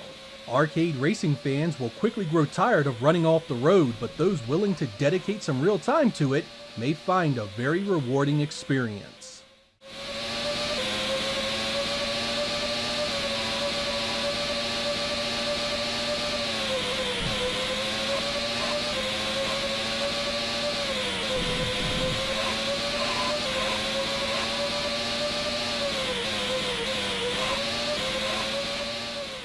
In 1994, the Sega CD got The Lawnmower Man, a port of the PC game of the same name. Unlike the versions released for the Genesis and Super Nintendo, this was an interactive full-motion video title that was sort of a sequel to the events in the movie. Cyber Job is wreaking havoc on the world and has captured Dr. Angelo and his friends in virtual reality. Here they are being systematically tortured, and it's up to you to get them out through a series of puzzles and action sequences.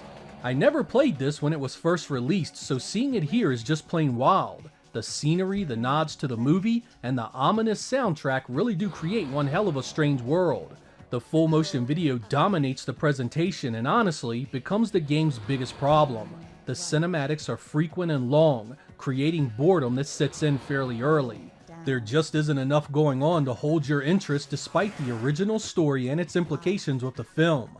Had the developers at Sales Curve Interactive focused more on things to keep the player's attention instead of trying to wow us with cinematics, this could have been something to talk about. Death comes often too, so you'll be seeing the same bits of video over and over.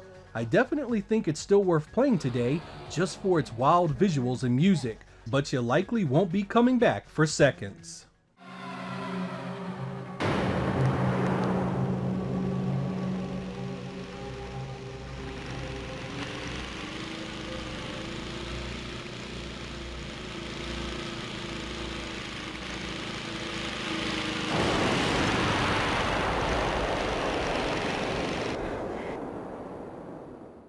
Oftentimes when you were a kid, the back of the box could make or break a video game. What you saw back there often made you either want to take it to the register and buy it, or put it back on the shelf where you found it. The latter is what happened when I saw Racing Aces on the Sega CD in 1993. It looked so plain and drab in the pictures there was just no way I was going to spend my hard-earned money on it. When I did finally play it, I only needed a few minutes to reach for the reset button so I could eject it from my system, never to be played again. For this episode, I decided it was about time I gave this a serious try to see what I could make of it. The basic concept of this is that it's combat racing with airplanes. You get weapons to shoot down your foes, and a shop to buy various repairs and upgrades to improve your chances in each race. With such a simple concept, you'd think it'd be a relatively fun game, but you'd be very wrong. The problems start with the visuals themselves. The engine is not very smooth, which directly affects the gameplay. This makes the fine movements needed for combat frustrating, and it's often difficult to stay on the exact course you want. I suppose some fun can be had if you were just gunning for the racing aspect of it, but I honestly grew real tired of this quickly. I feel this would have been immensely more enjoyable had it just been an aerial racing game that had left out the combat stuff. The gameplay just ain't good enough to support it.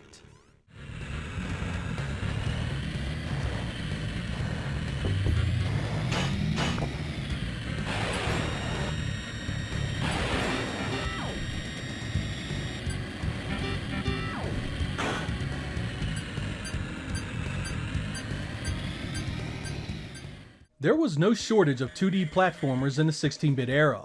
I mean, everywhere you turned there was a new one popping up. In 1994, Beam Software gave us Radical Rex, a dinosaur with an attitude, out to save his friends. I didn't give this one much thought back then. I had played the Genesis version first, and knowing how things went on the Sega CD most of the time, I just didn't need to play that version too. Playing it now, you quickly get a familiar feeling of the countless platformers of that generation. Enemies, stages, it all feels like the other games we were pelted with in the early to mid 90s. But I'd be lying if I said there wasn't some fun here. Rex controls well enough, and though the repetition is fierce, navigating the areas has a charm and appeal that makes taking the trip very much worth your time. Rex is animated well, as are his enemies, sprites are large and detailed, and the soundtrack goes really well with it. Heck, I'd even say it's the best part of the entire experience.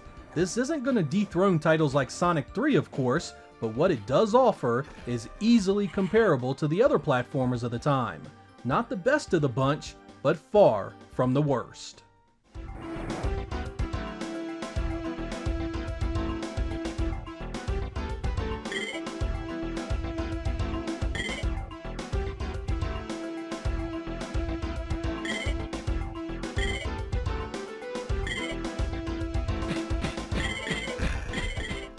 Back in 1994, I purchased Star Wars chess from Walden Books in Washington, D.C.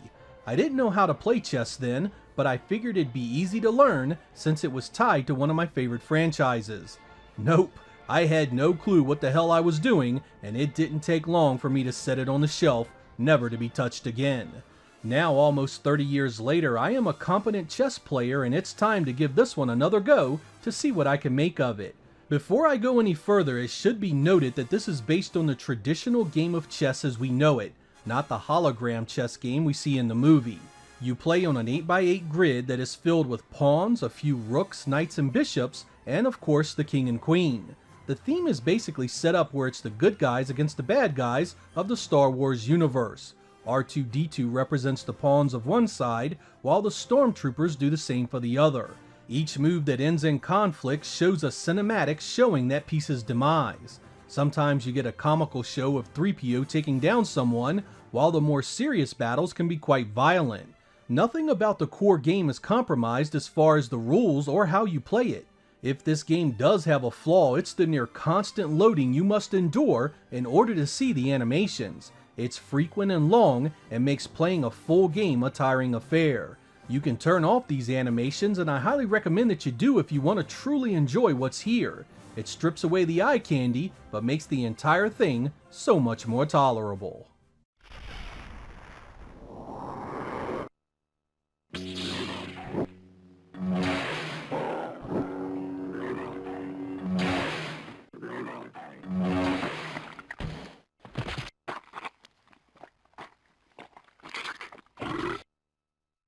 It's always interesting to go back and play games you didn't spend a lot of time with back when they were first released.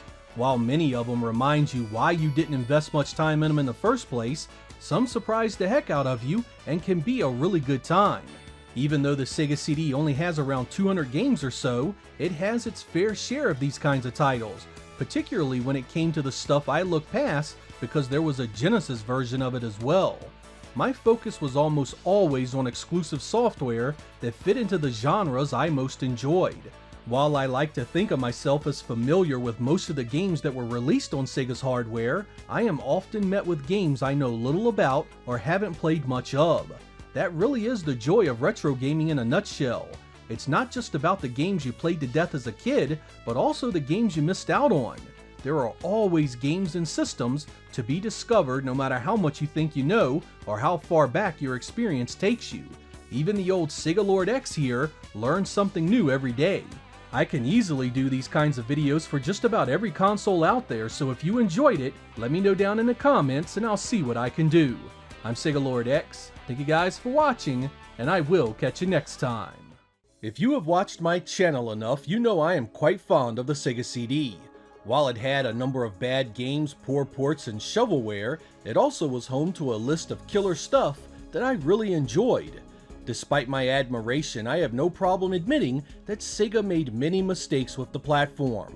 If you search for why the Sega CD failed, you get all kinds of opinions and theories, all of which probably contributed to some degree. While that itself is a topic for another time, I'd like to show you something that I noticed during the life of the Sega CD that really bothered me. While none of us should put too much stock in what someone has to say about video games, it would strike me again and again that the gaming media of the time seemed to have it out for Sega's add-on. I mean, I understand it had its issues, but games that deserved notice were slagged off as completely forgettable or simply not covered at all. Worse, Sega CD games were being rated lower than other platforms despite being on par, or in some cases, with noticeable improvements. That leads us to this episode and why I believe that sometimes the gaming media can have a huge influence on public opinion, and it's not always good. Did the Sega CD get done dirty, or do you agree these games just weren't that impressive? Let's take a look.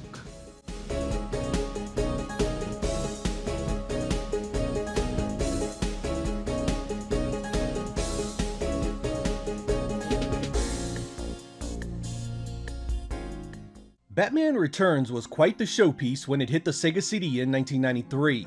Sega basically included 2 games here.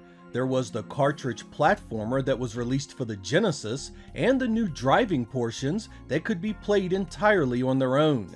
Sega even saw fit to add new cinematics and a really good CD soundtrack. Now, I was not a fan of the Genesis original, so I can completely understand not jumping for joy at its inclusion. But come the hell on. Look at these scores from Electronic Gaming Monthly. I mean, the 5s are bad enough, but a damn 4? In no reality is this deserving of that low. Hell, the driving sections alone deserve some praise, and it's barely touched upon by any of these reviewers. The GamePro review is even worse. They actually did a full page on it, and when graphics come up, there's not even a mention of the sprite scaling segments. They just crap on the way the 2D platformer looks. Even some of the Euro Sega mags completely destroy it, calling it a flop and hammering even the driving segments. Thankfully, it wasn't all bad. GameFan recognized the music and scaling additions as a huge plus, and really gave them their due. It was also highly praised by a number of UK-based Sega publications, where the music and driving segments were focused on. This one was interesting though.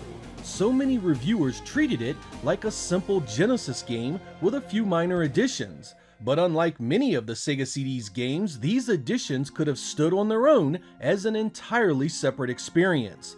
These weren't just bonus stages cobbled together. Batman Returns driving segments were unlike anything else at home at the time.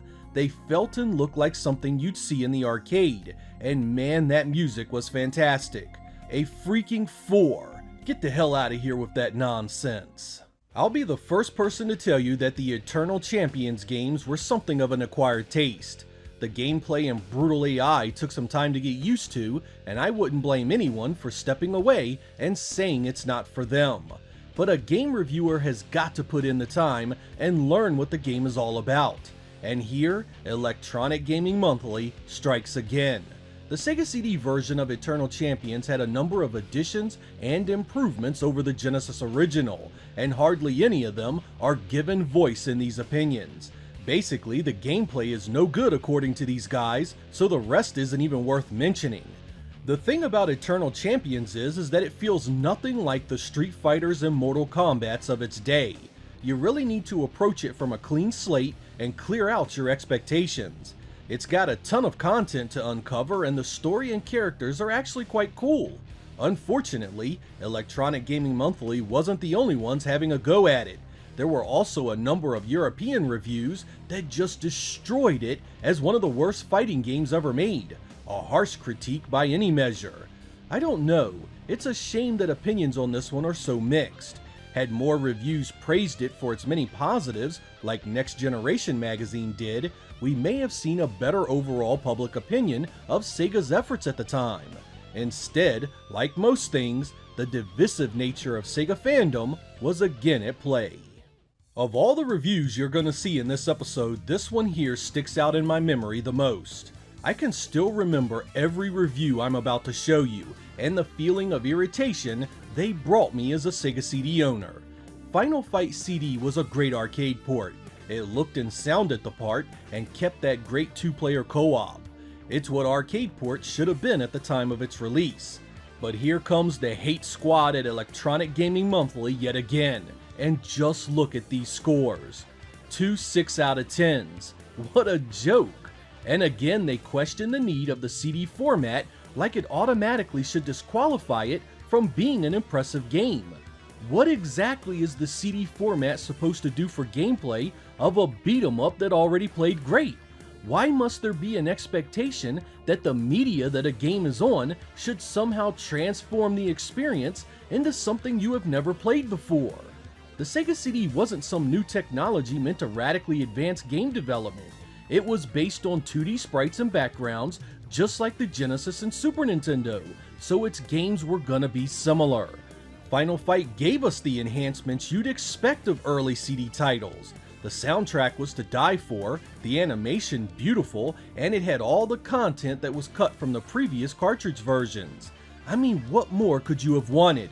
But what really shocked my balls was the fact that the two guys that rated the Sega CD version the lowest gave the Super Nintendo version higher scores. One of them rated the Sega CD version 2 full points lower. That's right. They complained that the Sega CD added nothing of consequence and yet rated the Super Nintendo release that was missing so much more higher. Let that sink in. The individual Nintendo bias was very real.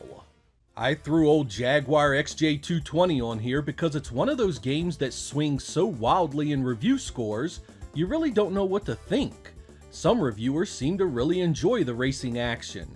GamePro praised its graphics, sound, and gameplay in a 2-page spread. Game fans showed their support for it as well.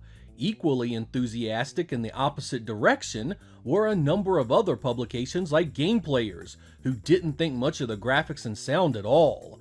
Even the Sega-focused Mega wasn't impressed, with a number of other UK reviewers agreeing. This kind of variance in opinion didn't do the Sega CD many favors either. Without any sort of real consensus, I think many gamers just didn't pay any attention to the software. It seemed that some Sega CD reviewers expected the device to revolutionize the games industry with new gameplay types completely independent of what we were seeing from the cartridge market. But 16-bit CD games never had the technology to do any of that. They were meant to enhance the game design of the era, not redefine it. I've always said that expectation is a hell of a thing in gaming, and the reviews of some of these Sega CD titles proves that point quite well. Sometimes a Sega CD game would pop up and get hammered so badly, it really surprised me. KO Flying Squadron was one such release. As most of you know, this was a shoot 'em up with very cutesy visuals and an upbeat soundtrack. Apparently, a number of reviewers hated that, because it was absolutely slaughtered by the likes of Next Generation. Good God, man. 2 out of 5 stars and a completely dismissive review they felt deserved no more than a small description. They even added an extra star because it made them laugh. Wow. No doubt old Next Generation wasn't the friendliest towards 2D games at that point, but that's just harsh by any measure. The UK Mega was slightly less harsh, but still rather tough on it, dropping a 6 out of 10 and basically saying it was completely forgettable. Sega Pro was far less kind and didn't play around, dropping a nasty 49% and tearing it apart. A number of other magazines followed the trend, saying it was basically nothing special and not worth your time. Even when KO was applauded, it was often tucked away in a corner, easily missed. Was there an active conspiracy against the Sega CD? Probably not, but man, did little things like that do it no favors at all. In my original script, I did not cover Lords of Thunder. I honestly don't recall it getting bad reviews, but while I was researching KO Flying Squadron, I noticed that Next Generation magazine eviscerated it. No joke, 1 out of 5 stars. Imagine for a moment that a shoot 'em up of this caliber had been released on the Super Nintendo. Do you think it received such a ludicrously low score as that? They completely dismiss it as nothing worth playing if you've played anything in the genre before. This score led me to search for other reviews, and sure enough, Lords of Thunder was panned by many other reviewers at the time. Electronic Gaming Monthly gave it 5s and 6s, basically saying the same things as Next Generation. The UK-based Sega Power had a go at it too, basically calling it unnecessary. Curiously, the reviewer praises KO Flying Squadron and dumps on this, a dubious position if I've ever seen one. I think a big problem the Sega CD faced was that many of its better games didn't hit until there were 32-bit consoles on the market, perhaps skewing the expectation of what a CD-ROM based platform should do. But even so, the Super Nintendo went on to perform well when both the Saturn and PlayStation were out, and none of its games were shit on for being tried and true examples of good game design. Can you imagine the outrage if Final Fantasy VI had been reviewed low because it was too much like other Japanese RPGs? Lords of Thunder was excellent game design whether it was a formula you had seen plenty of times before or not. Reviews like this dogged the Sega CD its entire run. The full motion video game was a bastion for mixed opinions. Some liked them and some hated them. I think a great example of that is Night Trap, the controversial game where you must protect scantily clad women from vampires and their bloodthirsty minions. Electronic Gaming Monthly was a perfect example of how some people really disliked this type of software and others tolerated it much more. And it was like that all over the world. Some absolutely crushed it for its lack of replayability, while others praised its movie quality assets. I think Sega was actually emboldened by this early mix of opinions, basically thinking that they could improve and capture everyone's imaginations with different subject matter. That's why we began to see Hollywood ripoffs on everything from Top Gun to old B-movie kung fu and horror films. Sega and its third parties were under the impression that, like the movies, the subject matter would determine the audience. That wasn't totally wrong in the end, but they forgot that more important than anything, its customers were gamers, and gameplay is what sold hardware. I actually enjoyed old Night Trap here. It was shallow as a puddle, but it took some real strategy to beat it, something other full motion video games could have used.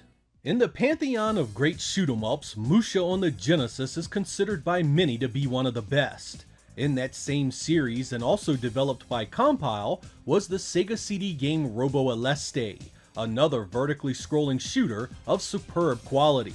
But as you probably guessed, this was not nearly as well received.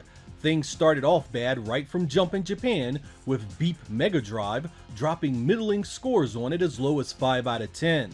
The French-based Joypad didn't think a whole lot of it either, and even the typically easy-to-please Sega Pro didn't see anything special about it. Things were a touch better in the United States, with Electronic Gaming Monthly giving it 7s and 8s, and GameFan praising it as a great entry into the series. It was a funny thing to see a game you thought was excellent get such a mixed response. Were the expectations out of whack, or were the game types just more prone to a wider variety of opinions? Surely any shoot-'em-up fan that sits down with this title can see in no way, shape, or form is it a 5 out of 10 experience by even the strictest of standards. I preach the understanding of opinions often, but the low scores of this one are a real head-scratcher for me. While many reviewers constantly brought up the Sega CD's lack of innovative games time and time again, those same reviewers lavished no attention at all on Sega CD titles that actually gave us something different. When Snatcher launched, there was nothing like it on the North American market. It was directed towards older gamers at a time when adult otherwise meant ripping the head off your opponent in a fighting game. The story here was deep, the characters interesting, and it glued you to the screen to find out what the heck was really going on. When I saw the review of it in Next Generation, I could not believe what I was seeing. A 3 out of 5 and barely more than a paragraph to say about it. All the times these guys droned on and on about using CD tech for more than just music, and this is all they have to say. They weren't the only ones. Others did virtually the same thing, dismissing the unique story, killer visuals, and great sound because it was so different from other story-driven genres at the time. Or in other words, dismissing what made it so unique in the first place. Fortunately, most of the UK and European mags got it right with stellar write-ups, but I still felt bad that some of the bigger guys didn't give it any real time or space for it to get some of the attention it deserved. I guess they figured so few of their readers owned a Sega CD, why bother? Many of the games on the Sega CD were just ports of games that you could already play on the Genesis. When the Terminator launched in 1993, it broke that trend with an entirely new adventure, and a damn good one to boot. And guess what? Few magazines even bothered to review it. And worse, many of the ones that did, particularly the UK-based guys, shit on it. Whether it was Sega Power with its 58%, or Sega Zone with its 65, or even Mega's proclamation that it was a waste at 67%, the Terminator received so little respect for doing the very thing that so many asked it to do. It had new gameplay, new levels, new music, new bosses. I mean, what did they want of this property exactly? Few US-based reviewers even bothered covering it, but the ones that did were a bit kinder to it. I remember GamePro doing a particularly strong write-up praising it as how Sega CD releases should be done, which mirrored my thoughts exactly. A few other notable scores kept it from being a total shit show, but this one was definitely grossly underrated in my book. It seemed to me that even when some reviewers got what they had been constantly bitching about on the Sega CD, they still didn't want to give it its due. I'd like to end this video with an admission of favoritism. I was a fan of the Sega CD and enjoyed every single game I covered here. I am naturally gonna think that they all should have been seen in a more positive light. But I still can't help but shake this feeling that some people that reviewed games back then looked at the platform completely wrong. Certainly, I do not feel it was unreasonable to expect Sega to make unique titles for the Sega CD, and to criticize them when they failed to do so. But a good game is a good game. As an add-on for the Genesis, it was only capable of so much, and to crush a good game with a bad review because it wasn't wholly unique or did not meet your standards of what a CD-based console should provide struck me as kinda shitty. How can the same game you rated higher all of a sudden get rated lower on the Sega CD when it was clearly superior in a number of ways? Now I want to be clear, I'm not saying this is the reason the Sega CD failed. It had a whole laundry list of problems that did just that, but public opinion is a hell of an important part of Sega's legacy. For a very long time, Sega was seen as a company that could do nothing right, and I do believe there was a Nintendo bias with a lot of the magazines that contributed to that. Whether you agree with that or not doesn't matter, it was still fun to look back and get pissed off at some of my favorite games get rated low by people I've never met. The 16-bit era was a hell of a time, and I loved every minute of it. I'm Sega Lord X, thank you guys for watching, and I will catch you next time. One of the most important pieces of success that helped skyrocket the Sega Genesis to the top of the North American market were its sports titles. Sega started early with offerings from all the major sports like soccer, basketball, baseball, football, and golf. They powered these games with endorsements from popular celebrities, usually the top coaches and players during that time. It wasn't long before they spread out into other sports, like tennis, boxing, and a number of collegiate-level offerings. These games grew in complexity, picked up the official licenses for players and leagues, and grew into a huge moneymaker for Sega. It was incredible to see what Sega was doing too. Some of these games featured full commentary while you played, no small feat for a cartridge-based title. When Sega announced their new CD add-on, I had visions of their sports games getting even better. Better sound, better commentary, better special effects. Hell, I expected more of everything with all the storage space and the extra horsepower of the Sega CD scaling and rotation hardware. As the games came out, what I was seeing was a very clear pattern that Sega had no intentions of supporting the Sega CD the same way with sports games. Even the third parties didn't support the Sega CD as I had hoped. That leads us to today's video covering sports titles the Sega CD did receive and how they turned out. I've got over 20 games for you in this one, so let's get started.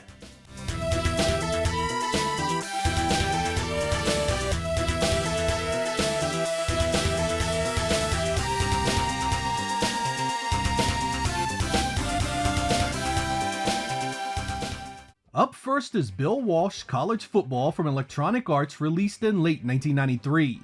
Aside from the addition of video footage of Walsh talking about football, some college fight anthems, and some additional sound effects, this is pretty much what was released on the Genesis 4 months earlier.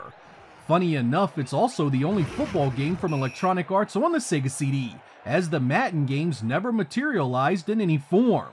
It's still fun, supports 4 players, and scratches that itch for American football. But I have to confess I would have much rather have had an NFL product, and maybe a fully scaled field and stadium. If you already had the cartridge, there is little here to make this edition stand apart.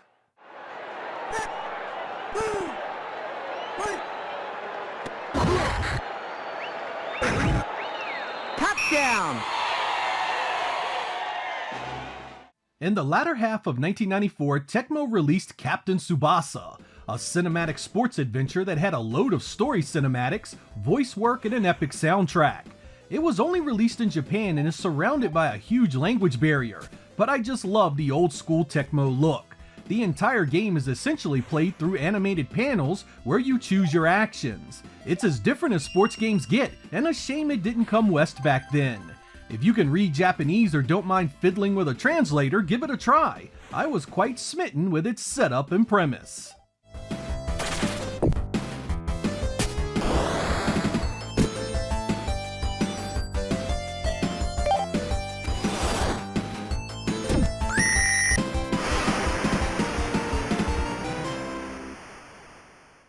In 1992, Sega released Pro Baseball Super League CD for the Mega CD. This was an update to Super League, which many of us knew as Tommy Lasorda Baseball in the United States. Here it uses teams from the Nippon Professional Baseball League, but mostly retains a similar look and feel. The batting is notably harder, however. Thanks to a really fast pitching animation, you don't want to play this one with any input lag. I had a heck of a time starting with it, and it took 3 or 4 innings before I had any real success. As you probably guessed, it was only released in Japan, and was heavily criticized for its very plain presentation and rather simple play cinematics. It does have a great umpire voice that is extremely aggressive and fits the gameplay perfectly. Not bad, but another one that didn't stand out from what you could already play on the main console.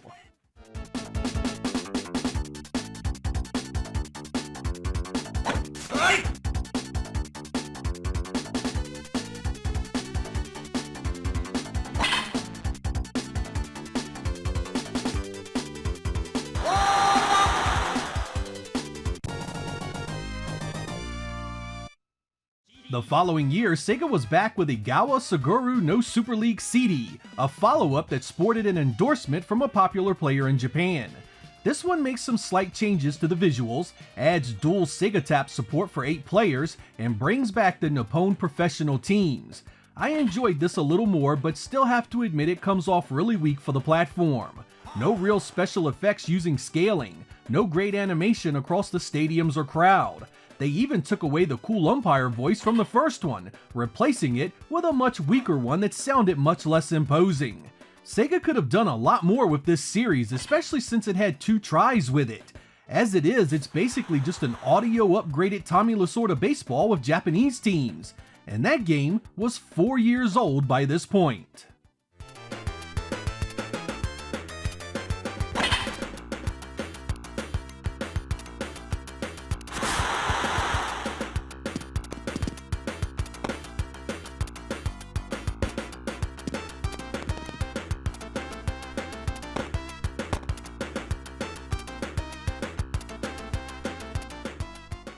Late 1994 gave us ESPN Baseball Tonight, a Sony ImageSoft release that was based on the Park Place Productions developed Genesis port that was released 5 months earlier. And good lord does this garbage play terrible. The ball moves funny, the bat never seems to connect correctly, and the camera never changes to an outfield view. You play from the same view no matter what. It makes fielding an absolute chore, and you even have to throw the damn ball back to the pitcher after the play is over. Aside from some new music and video snippets, this is the cartridge version, for yet another simple port of a game that was available earlier. Even the ESPN commentary is weak, and not much more than the speech that was already in the cartridge. This was a swing and a miss on an epic scale. Take an already bad Genesis game and then port that crap to the $300 Sega CD. It was a steaming pile if there ever was one. It had the official teams, but little else worth noting. First and second. Strike 1. 0-1. Strike 2. 0-2.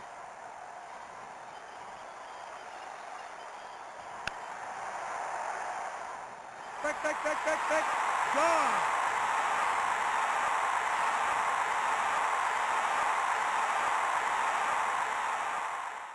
Sony ImageSoft was back again in 1994 with ESPN National Hockey Night, a 4-player game that I found to be quite decent.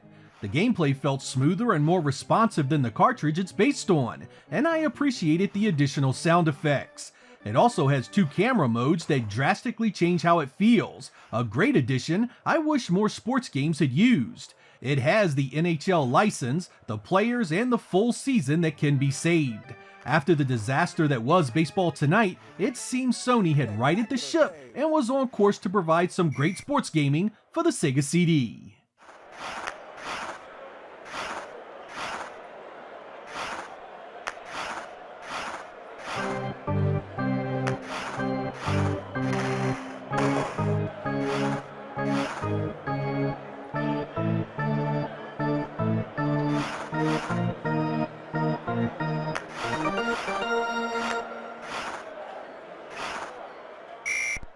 Turns out I was premature with my expectations because Sony dropped another deuce on my Sega CD in 1994 with ESPN's Sunday Night NFL.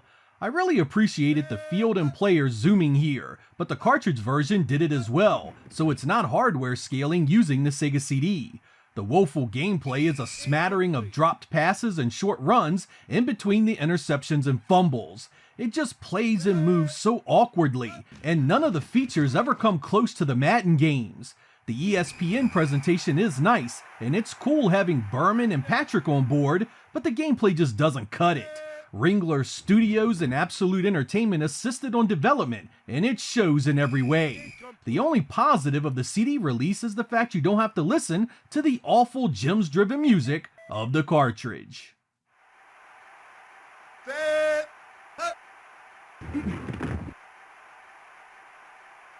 Complete! First down!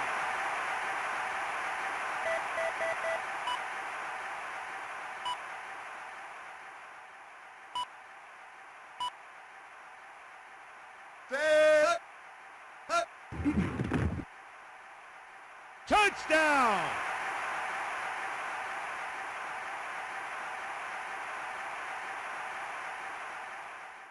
Sony ImageSoft released its last sports offering in 1994 called ESPN NBA Hangtime 95.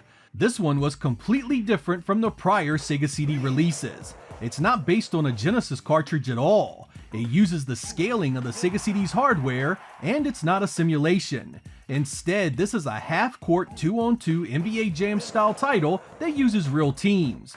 It's rough in places, but I really enjoyed it. It's very unique, and at the time, you craved anything that used your Sega CD's hardware.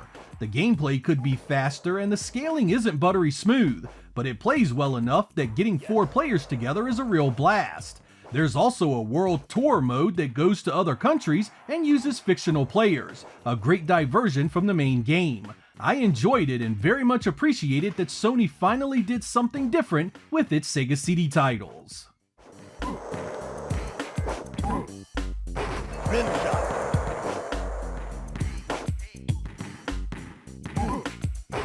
Slam. Stolen.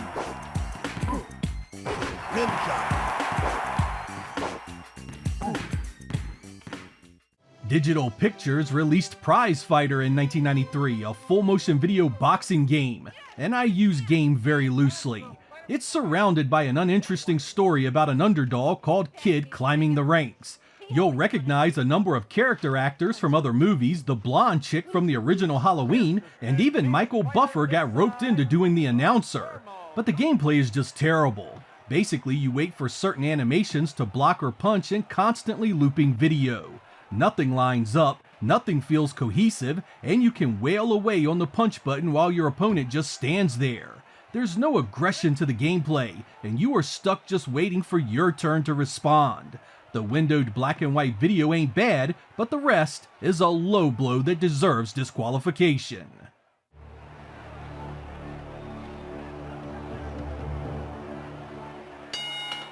Ladies and gentlemen, this bout is over.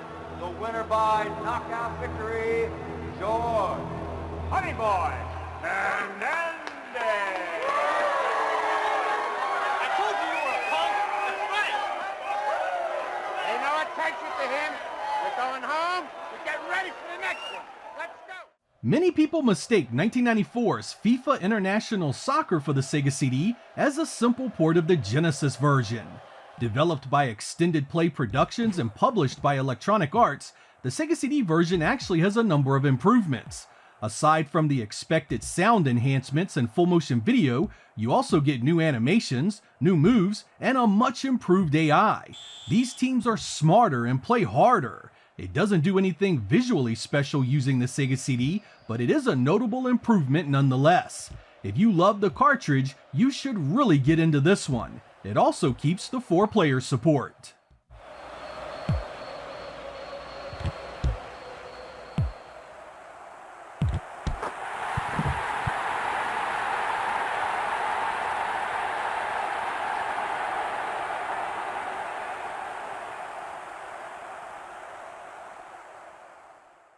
When Joe Montana's NFL Football released for the Sega CD in 1993, I couldn't wait to get my hands on it.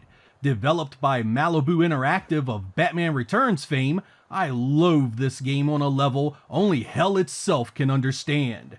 It started so promising. It has a graphics presentation that is using the scaling of the Sega CD for every player on the field. But that somehow means everything is pixelated to hell, and the movement is choppy and unresponsive.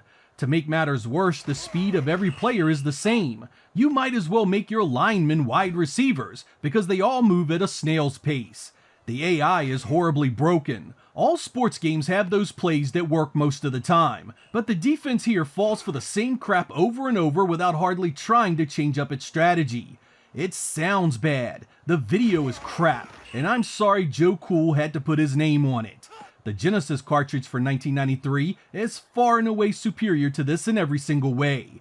I would have rather have had that ported to the Sega CD than this travesty.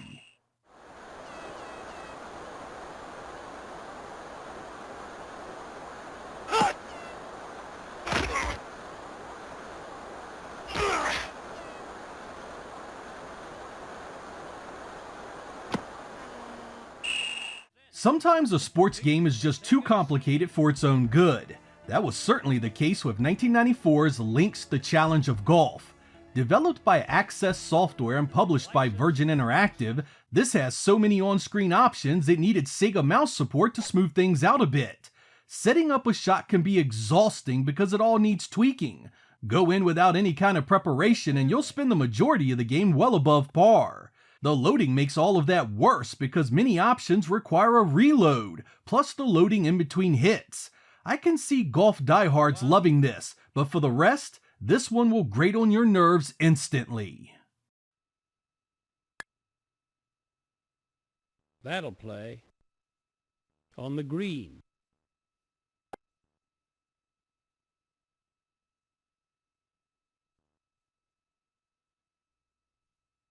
Player 1.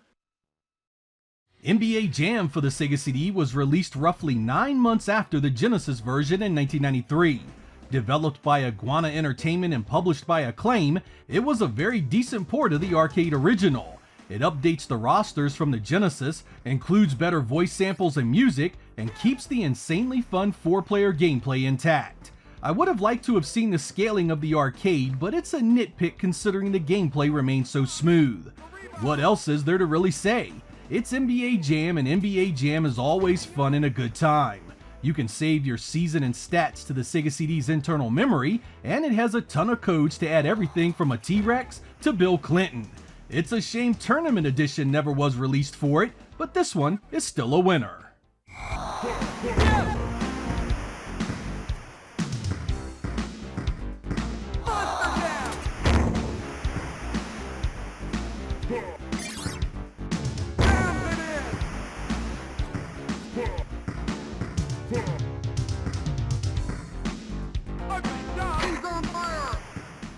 Dynamic Country Club is a golf game done by Sega themselves and released in 1993.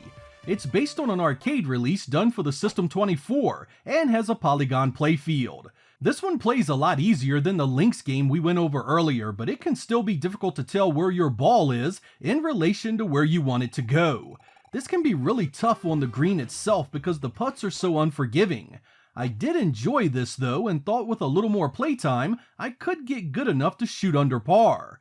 It was only released in Japan, so there is a small language barrier in the options, and you won't be able to understand the course descriptions or your caddy's advice unless you speak the language.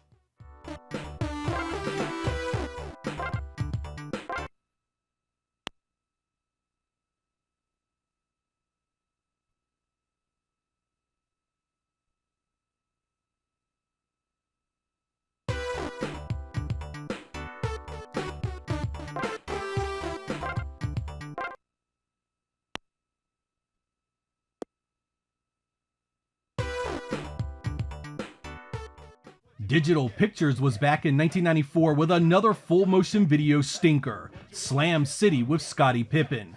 The story here has you playing one-on-one basketball with various personalities until you have enough clout to go against Scottie Pippen himself. The gameplay is the typical terrible-looking overlay of sprites against full-motion video that doesn't match up and relies on random events entirely too often. The acting and sets also has that unmistakable 80s porn quality to them. Kinda like another film crew came in right after this one, and the same folks made a very different kind of adventure. There's ridiculous trash talking, guys harassing women, and a general feeling like nobody is taking anything seriously. I thought Prize Fighter was rough, but this is hands down the worst game tied to the sports genre on the Sega CD. For those of you interested, there was a 32X CD version of it as well. Man, I almost broke a sweat running points on you so fast. You got beat down bad, man.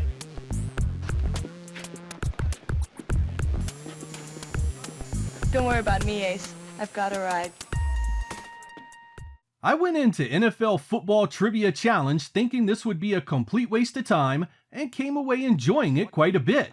It was done by a company called Capdisc and released in late 1994. It's all done in a format very much like a real NFL game, except you use questions to gain yards and score points.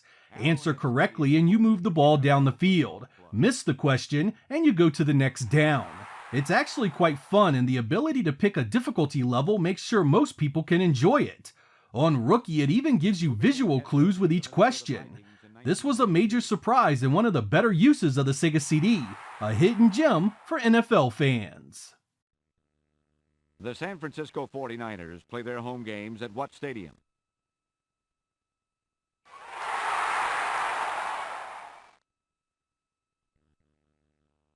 Touchdown, Bears. I was very confused when I first saw NFL's greatest San Francisco vs. Dallas 1978 to 1993. It was developed by Park Place Productions and published by Sega, and it looked like another simple full-motion video title, except it's even simpler than that. Here you play the coach of either the 49ers or the Cowboys, picking plays that randomly show video clips of real-life players from the two teams. Again, nothing matches up visually. You can be on the 40-yard line and get a clip of a play happening 10 or 20 yards away. Clips play repeatedly, so you begin to know the outcome before it even finishes. There were only two teams, limiting its appeal greatly. I'm not really sure who this was made for, honestly. These teams were big rivals in the 80s and 90s to be sure, but being locked to essentially playing the same contest every time is really off-putting. If you played it once, you saw everything there was to see. Another complete misfire from Sega of America. First down.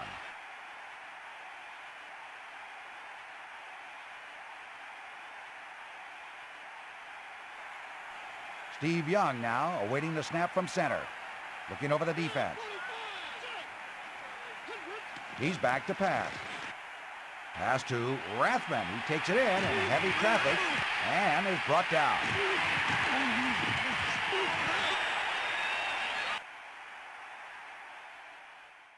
NHL 94 was a classic game of hockey released in 1993 and developed by High Score Productions. When Electronic Arts opted to do the Sega CD version, they added a bunch of full-motion video footage of real games, new sound effects, new music, and new digitized voices. It took an already fantastic Genesis game and made it better. It also kept that great 4-player support with the 4-way play. It's true they could have done more to spruce up the visuals with some Sega CD specific features, but when a game is so well received already, why mess with a good thing? NHL fans should love this.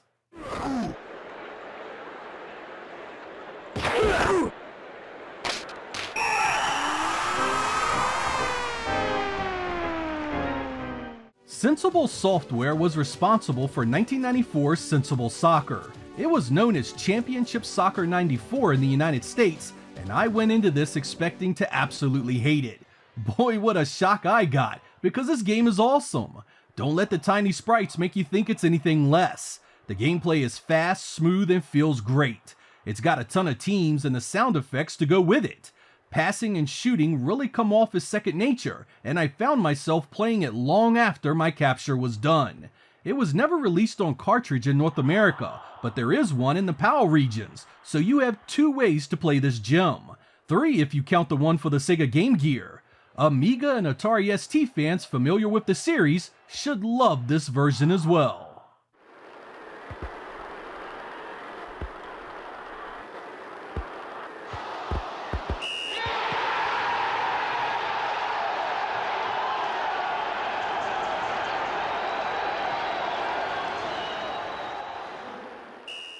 TierTex and US Gold joined forces in 1994 to give us a port of World Cup USA 94 for the Sega CD. It's based on the cartridge original that followed the 1994 FIFA World Cup. I really wanted to like this one, but I found it notably more difficult to work with after Sensible Soccer. It's almost too fast for its own good, and the AI is constantly stealing the damn ball and kicking it out of bounds. It also has one of the worst options menu in the history of games ever. It uses pictures for everything, and often you have no clue what you're looking at. This is the only game in this episode I had to break out the damn instruction manual just to get a game started. The visuals are nice enough and the sound is fine, and it can be fun once everything is going smoothly, but that overbearing AI and the awful menu makes this one tough to enjoy.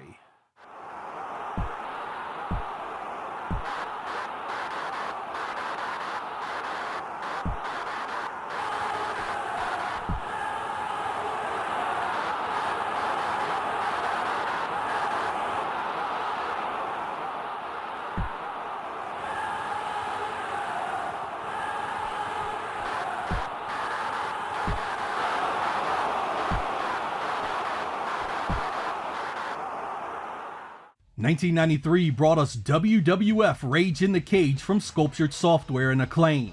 This Sega CD title is based on the Genesis cartridge WWF Royal Rumble, but now has a new roster, some new modes, and a number of notable features. Straight away you have the exclusive steel cage matchup that locks wrestlers inside and they must climb out to win. There are standard single matchups, no disqualification brawl competitions, and a tournament mode to see who the king of the ring is.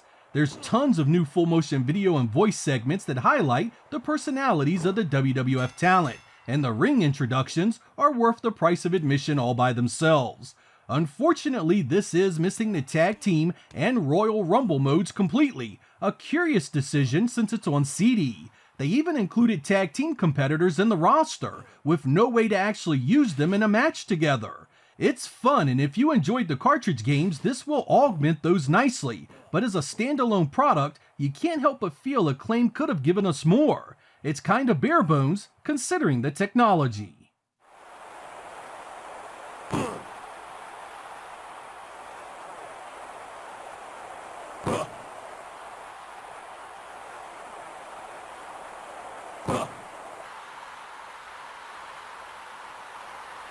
One, two, three. Replaying these Sega CD sports games gave me a new perspective. A few I didn't have much experience with, and I came away enjoying them far more than anticipated. But my overwhelming opinion was that Sega and its third parties really did the Sega CD dirty. Most of this stuff was simple cartridge ports with a few new features, some added sound and music, or added some hideously grainy video that added nothing to the gameplay whatsoever. Really, the biggest failing was from Sega themselves. Where are all the great sports games from the Genesis lineup? Where was Greatest Heavyweight CD? World Series Baseball CD. Where were the games using the hardware features of the Sega CD, like scaling and rotation? And the few times Sega did try something new, it ended up being a disappointing failure, like the awful Joe Montana NFL football. While the Genesis itself was flooded with exceptional sports offerings, the Sega CD played second fiddle and had a fraction of those options. I guess it was much like the library itself. There were a few notable exceptions, but overall what we got just never really took advantage of the Sega CD or its technology. For those looking for recommendations, I strongly advise taking a look at Sensible Soccer, NFL Football Trivia Challenge, and ESPN Hangtime 95 as excellent options.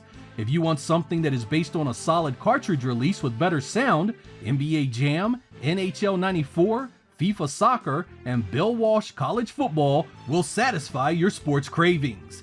It wasn't all garbage, but man was the Sega CD underutilized to the extreme. I can't help but feel many of these games should have been so much better. I'm Sega Lord X. Thank you guys for watching, and I will catch you next time.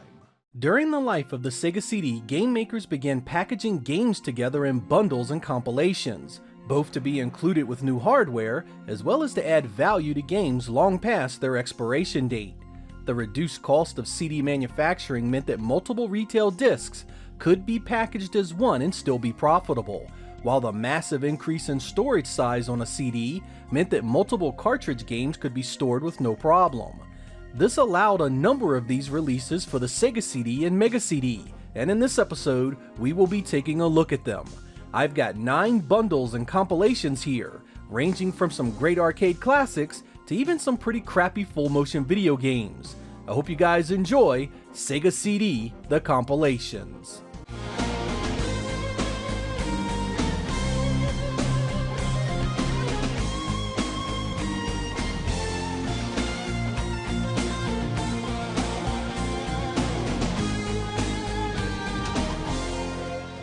In 1994, Sony ImageSoft released the Double Deal Buy One Get One Free pack of Hook and Three Ninjas Kick Back.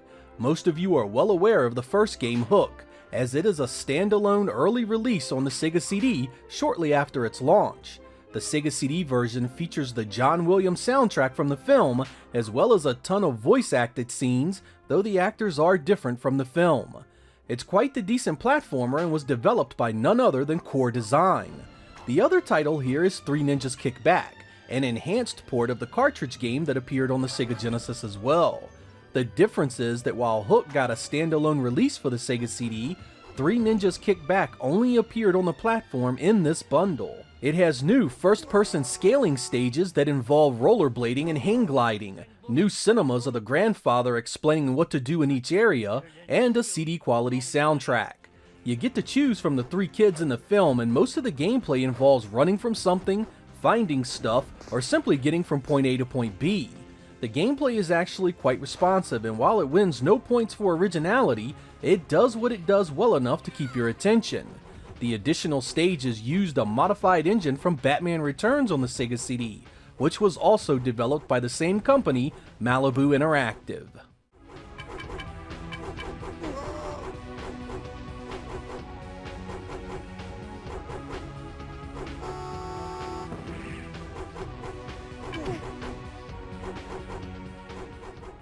In early 1994, Sega released the internally developed Sega Games Can Volume 1. This compilation was released only in Japan and in special packages that were literally game cans holding the CD. The entire disc is made up of Sega MegaNet games, which were small downloadable games over the Mega Modem, which of course only was available in Japan. The first of these games was Flicky, a port of the arcade classic that was on the Genesis and Mega Drive as a standalone early release. You also get Hyper Marbles, which is a combat game that has you trying to bump your enemies into an electric field to destroy them. You get increasingly difficult stages and more foes to deal with as you get deeper into it. Paddle Fighter is basically just an air hockey game with power-ups like magnetic paddles and electric fields that block the goal. The presentation is simple, but it can be fun with 2 players. Pyramid Magic is a series of games that has you navigating tricky stages to find the items and keys you need to keep going. This is a very challenging game and quite good. Its multiple sequels are on the disc as well. Sega also included 4 of the Phantasy Star 2 text adventures here, and unfortunately, they are all in Japanese. Luckily, these games have been fan-translated and are fully playable in emulators and on flash carts. These are strictly old-school text adventures and must be read carefully to not only follow the story, but also to complete actions in the game to keep moving. Sega Games Can Volume 1 was released at the budget price of 4,000 yen and is still quite affordable today.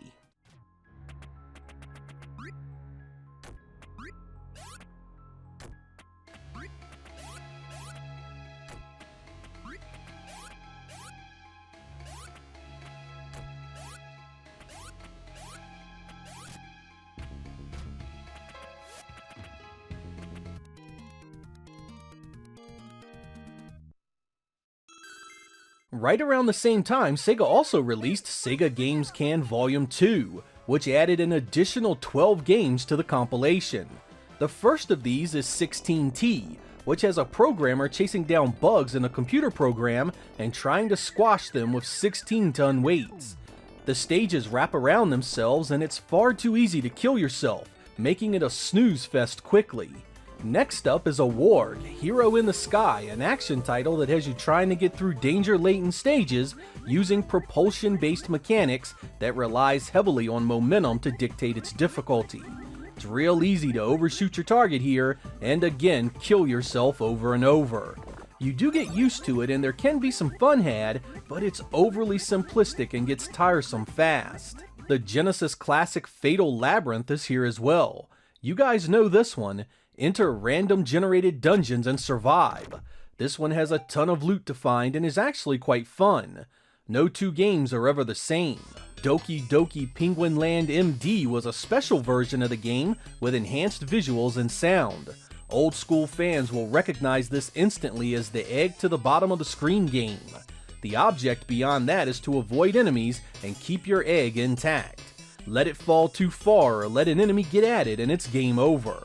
This is an excellent puzzle game and one of the best on this compilation. Metal City is a gambling game that has things like poker, blackjack, and slots. Super simple presentation makes this one a mild curiosity at best. You guys know these games all too well, and without people to play with, what's the point? There are also 4 more Phantasy Star 2 text adventures here, and again they have English translations you can find. I'll put a link in the description for those interested. Putter Golf is a mini golf game with fantastical courses and unforgiving mechanics that can result in a single course ruining an entire play session. You do get better at it with practice, but it's still really tough to stay consistent. Robot Battler looks to be a decent arena combat game, but the heavy Japanese text makes me feel like I'm missing something. You have to build your robot and arm him before each game, but the AI just dogs me out no matter what I do. I buy the most expensive weapon, ass is whooped. I set my stats high, ass is whooped. I mean, it's the first damn enemy. The Sega Master System classic Teddy Boy Blues is here in all its glory as well.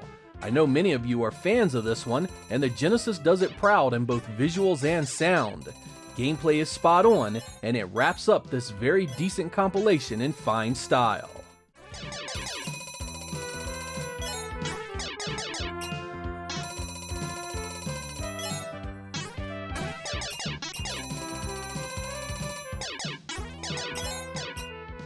One of the hardest games I have ever played is Out of This World. I mean, I adored the opening cinema, setting, and visuals of this one, but good lord did the deaths come fast and often. Each new screen I encountered almost guaranteed you'd die simply because you had no idea what to do until the Grim Reaper firmly had his hands around your throat. The Sega CD received its sequel, Heart of the Alien, in 1994, which included the original as well. And as hard as the original was, the sequel is even worse. You need godlike reflexes to get anywhere in this game. The opening scene took me 30 minutes to get down so I could move on, and I died time and time again. Those of you with dedication and persistence will likely find a game worth playing. The rest will have your asses handed to you for 20 minutes or so, rage quitting to some colorful expletives. Wow.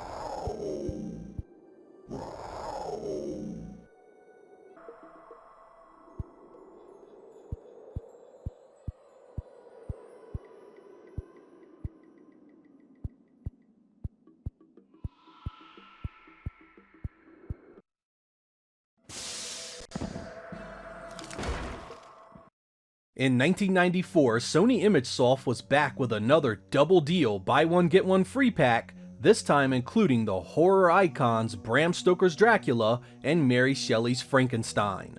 Dracula had a previous standalone release on the Sega CD, and is completely different from the version made for the Genesis. Here we get digitized characters and enemies set against full motion video backdrops. The effect looks kinda cool, almost 3D in nature, but it all moves along slow and choppy. The gameplay is made up of little more than battling bats and rats for the first quarter of the game, hammering the fun factor while you look for something to bring you back. Frankenstein is only available in this pack and never had a standalone Sega CD release in any region. It's also completely different from the Genesis game of the same name.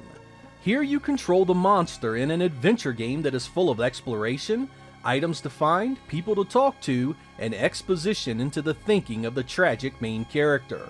The developers could have left it there and this may have been a solid game, but they decided to throw in an awful one-on-one fighting game engine for you to deal with. That's right, classic literature fans. Remember that scene from the book where Dr. Frankenstein did martial arts moves on the monster and whooped his candy ass? Well, it's here in all its glory to frustrate and turn you away. Some fights can be avoided, but it's infuriating when some scrub enemy pops out of the blue and ends your adventure. Even worse, there are basic enemies like spiders that will rob you of entire life bars. This game could have been very decent had the completely unnecessary fighting engine and difficulty been properly tweaked. As it stands, it's nearly unplayable for any real length of time.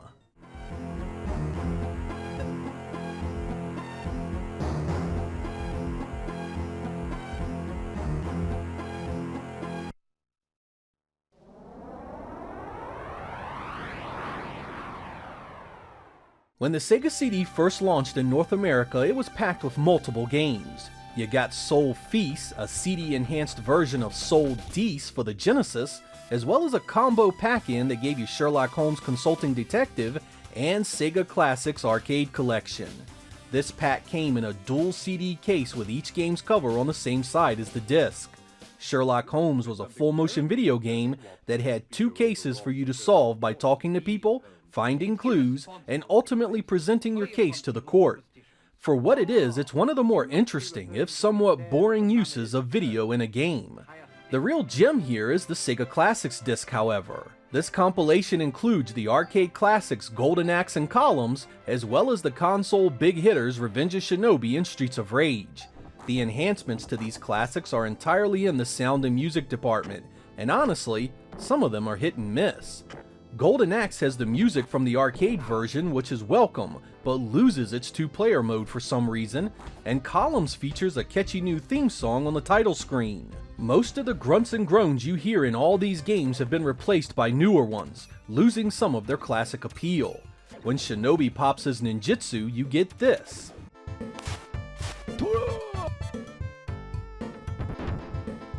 Instead of this.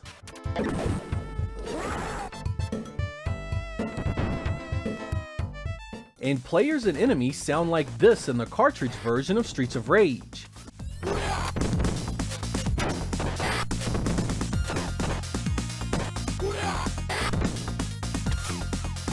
While they sound like this in the CD version.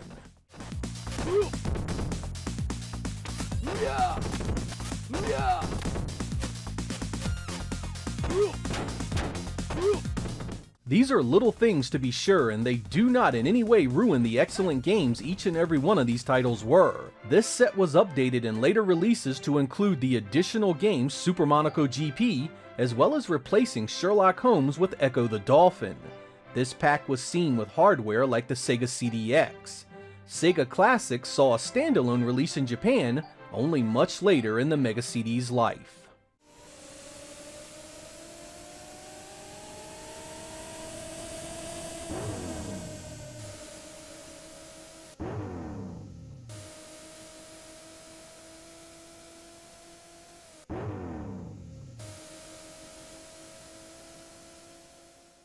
Sony ImageSoft wasn't done giving you major bang for your buck in 1994, offering another double deal buy one get one free bundle that included the full motion video shoot 'em up Microcosm and the side-scrolling beat 'em up Ultraverse Prime. Microcosm saw a standalone release for the Sega CD prior to this one. It's a shooter that has you flying over top of full motion video backdrops, concentrating entirely on blasting enemy ships. This pseudo 3D environment might have been impressive had it not been so washed out and plain looking, but you'd think flying around the inside of someone's body would look a bit more interesting. It's a product of its time, and while it definitely can be fun for a bit, you won't be returning for more than a few tries. Ultraverse Prime is based on the Prime series of Malibu comics, which followed the titled superhero in his quest to rescue his 13-year-old girlfriend. Yep, if you don't know the story, you should read it, it's quite freaking weird. Anyway, you get a beat 'em up with a Superman-like character that plays like the Super Nintendo version of Konami's Batman Returns. Surely this is a must-own, right? Nope, not at all. Ultraverse Prime is a repetitive, unfinished piece of software that was just a few months of development away from becoming something special. The moveset is actually quite decent. You get a punch and kick combo controlled by different buttons, as well as a series of grapple moves like ground slams, whirlwind throws, head-to-head crunches, and wall slams to add variety. The problem starts right away with some nearly non-existent enemy variety. I mean, the developers had to realize that using the same enemies for an entire stage just didn't cut it. I mean, at least change it up with 3 or so different enemy types. There's no real special moves either. No screen clearing nukes, no super moves, no nothing. I mean, this dude has tons of powers in the comics. Where are they? There is also a big lack of stage variety. Everything looks the same, and there are only a couple of sections where you fly. This leads to a gameplay experience where you are beating up the same enemies in the same looking stages for long periods of time. Even the boss encounters are weak, offering nothing but more sameness mashing the punch and kick buttons. Had there been a few more enemy types, a few more special moves, and maybe a stage or two that changed up the gameplay a bit, this could have been, no, this should have been a much better game. I mean, it even got the free comic books all wrong by giving you horribly digitized and nearly unreadable low-res images that look just disgusting.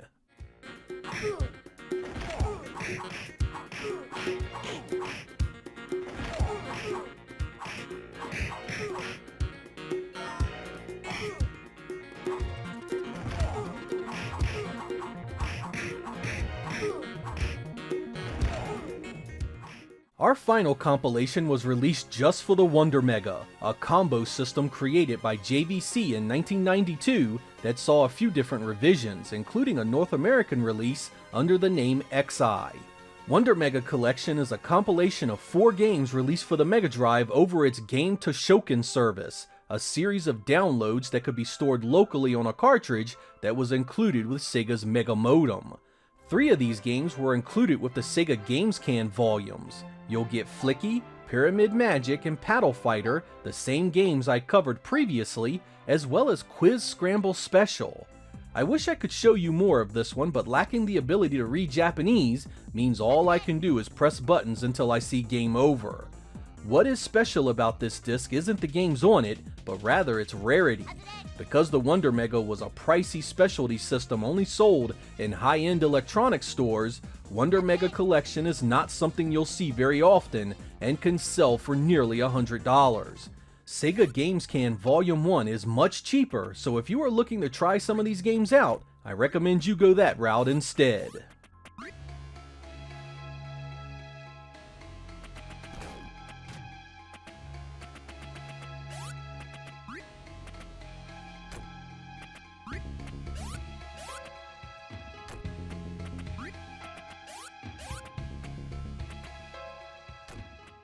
Like a lot of the Sega CD library, you have to dig a bit to get to the good stuff here.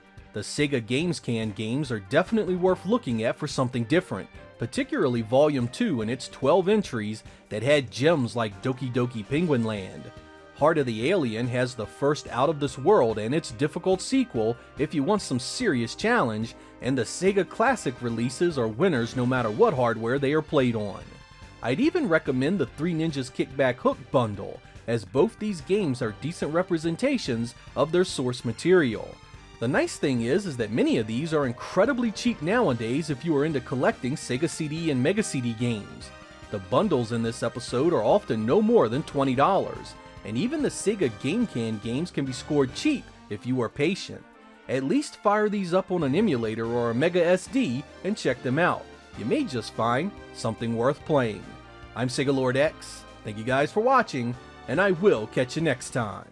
Launched in Japan in December of 1991 as the Mega CD, Sega's new add-on featured some impressive upgrades to the base Mega Drive hardware. It had its own faster 68,000 CPU, dedicated sprite scaling, and the advantage of CD-ROM storage. The lead up to the North American release was agonizing for me. Even though I had my own job, the Mega CD had been nearly a $500 product in Japan, which meant importing it would be a hell of an undertaking for my meager income. When it finally appeared in October of 1992 for US gamers, I was elated to see that it had come down to a much more manageable $300. The US launch also came with a number of pack-in games, something the Japanese version lacked entirely. Sega CD ownership had its ups and downs from there, but I loved the thing overall. While many were unhappy with Sega's level of support, I tried to keep positive and focus on the things it did well. With over 200 games released for the platform, it had a number of software titles very much worth playing. In this episode, we're going to take a look at how some of its arcade ports fared. We have some fighting games, a beat-em-up, a few side-scrolling action titles, and even a basketball game thrown in for good measure. Did these conversions do the franchises proud, or did they crash and burn, leaving Sega fans disappointed? Let's find out.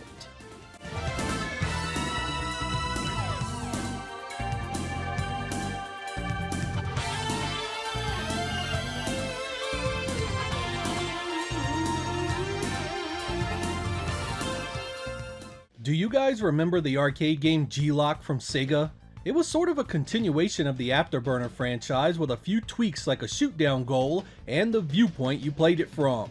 A year later, Sega did a semi-sequel to G-Lock called Strike Fighter, which was very similar visually but played closer to Afterburner's original style. In 1992, CRI did a loose port of Strike Fighter for the FM Towns computer in Japan called Afterburner 3. In turn, they ported that work to the Japanese Mega CD in December of 1992. The problem was, instead of trying to make this show off the Mega CD sprite scaling capabilities, it was just a vanilla port of a very unspectacular game. There is nothing here visually the standard Mega Drive couldn't have done on its own. Even when the viewpoint pulls out to deal with an enemy behind you, it's just animation frames playing out, and not the Mega CD sprite scaling engine at work. The ground features are sparse and unimpressive, and the ground rotation featured in the arcade original is nowhere to be found. Strike Fighter had been done on the arcade Y board, so a port would have needed to be cut back significantly, but here, they didn't even try. It has more in common with the home conversion of Afterburner 2 than it does anything else.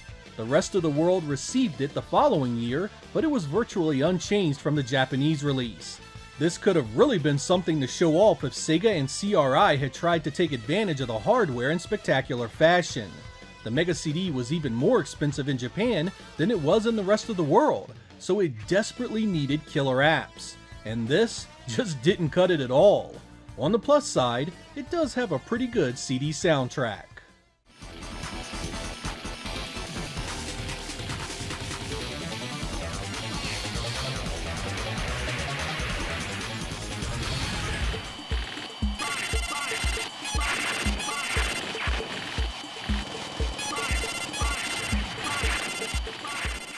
When the Sega CD launched in 1992, the Neo Geo was still a monster of technological power. Its games were getting bigger with each new release, and by the time 1993's Fatal Fury Special made its way out, it was a then massive 150 megabits of ROM. When it was ported to the Sega CD the following year, I knew the meager RAM in it would mean some massive cutbacks. But you know what? All things considered, this did not turn out as bad as I had expected. You lose a number of background details, the day-night cycles, animations have been stripped back, and the sound effects are kinda shitty, but overall this is a very playable version of this game. I'm no Fatal Fury expert, but from what I can tell, most of the moves and characters are here. Just take a look at some side-by-sides of the various stages and fighters. Considering the massive cut in color the Sega CD had to work with, I'm reasonably happy with the overall fidelity of this presentation. The sacrificed background animations seem to allow the Sega CD to hang on to the large sprites and a lot of their animation. The CD soundtrack is solid and the gameplay feels mostly intact. It supports the 6-button arcade pad, so that's a huge plus right there. It doesn't hold a candle to the Neo Geo original, of course, but at the time, nothing really did. Despite being newer hardware, the Sega CD just did not have the RAM or color capabilities to mimic the arcade any closer than this. Still, taken on its own, I think this is a very playable conversion that got more right than it did wrong. Round one. Fight!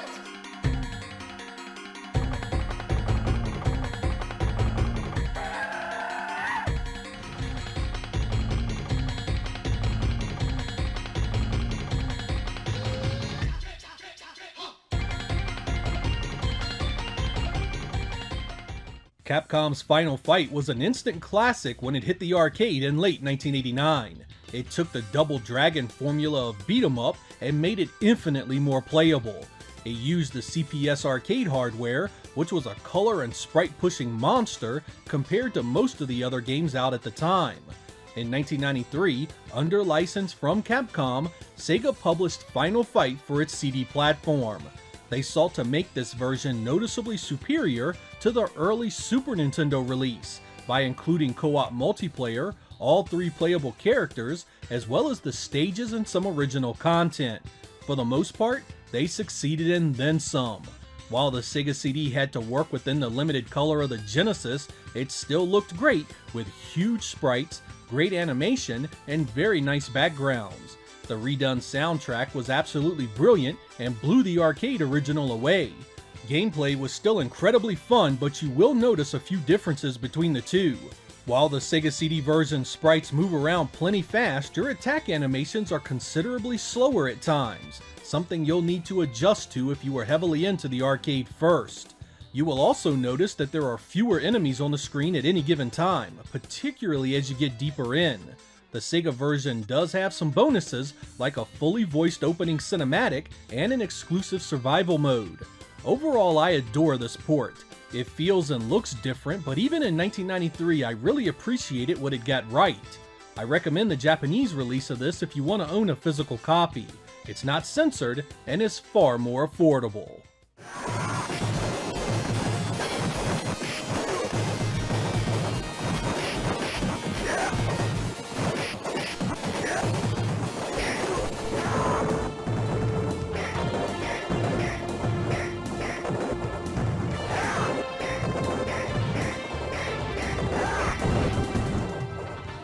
You all know the story of the home versions of Mortal Kombat. With Nintendo trying to preserve its squeaky clean image, they censored the heck out of the first Super Nintendo game, allowing Sega to capitalize by including the arcade's blood and fatalities intact in the Genesis release. Nearly a year later, a Sega CD port was released, promising to be even closer to the original arcade. Of course, this was a claim we are talking about here, and they just reused the assets from the cartridge version with a few minor tweaks and additions. And just like the Genesis version compared to the arcade, it's not even close. You get downsized sprites, far less animation, muted colors, simplified backdrops, and of course Shang Tsung's morphing ability is accompanied by bouts of loading for each new fighter. While it does boast some advantages over the original cartridge release, it's still a far cry from being anything close to an accurate port of the coin-op. But I do not hate this release. Far from it, in fact. I enjoyed the CD soundtrack, and as far as an actual home port, it's the best of the 16-bit generation by a mile. It also had a few variations of the famous Mortal Kombat song as CD music tracks on the disc. It wasn't all that it could be, but still worth a look if you love the Genesis original.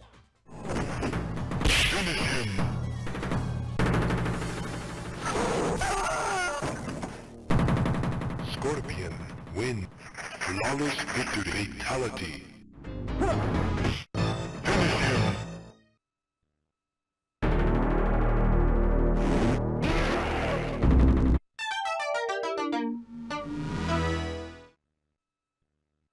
Scorpion wins. Flawless victory, fatality. NBA Jam on the Sega CD has much the same issue as Mortal Kombat did. It's basically a straight port of the cartridge with only a few additions. Next to the arcade, you get much lower detail, smaller sprites, and an announcer that is much less enthusiastic and doesn't speak up nearly as often. But like the Genesis original, it's still a solid port overall and retains most of the magic of the arcade's gameplay. It's fast, smooth, and has 4-player support if you have the proper accessories. Still, you can't help but feel this could have been better on the Sega CD. Why are the sprites still so small? Why don't the sprites scale like the arcade? Why doesn't the announcer speak more on a CD-based machine? I feel this game suffers what many Sega CD games suffered, the moving of cartridge-based assets over to save developers time and money. The problem there is that the Sega CD versions quite often came out after the Genesis release, and getting mostly the same game later for your $300 add-on wasn't so appealing. Acclaim wasn't the only company that did this, but the sheer popularity of their licensed games really put the Sega CD in the spotlight for this kind of thing. It's still a fun game, but like Mortal Kombat, I believe it could have been so very much more on the Sega CD. Robinson! Fancy move! Oh my!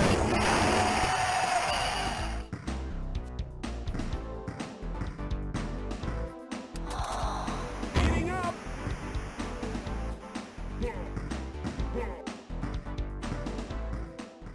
Have you ever seen 1987's The Ninja Warriors in the arcade? It was a 3-screen monster of a cabinet by Taito that allowed you to play co-op multiplayer in an extra-wide environment loaded with soldiers, tanks, and all kinds of crazy enemies. There were a number of ports at the time, including a 1993 version for the Sega CD. Given that 6 years had passed, Sega's add-on actually did a great job porting over pretty much an exact replica of the original. Of course you lose the triple-wide presentation, but you still get very similar graphics and faithful gameplay. The biggest issue here is not its visuals, but its difficulty. The arcade version is notorious in its challenge. There are enemies that can take your entire life bar in 2 hits, and this was not particularly well managed in the Sega CD release.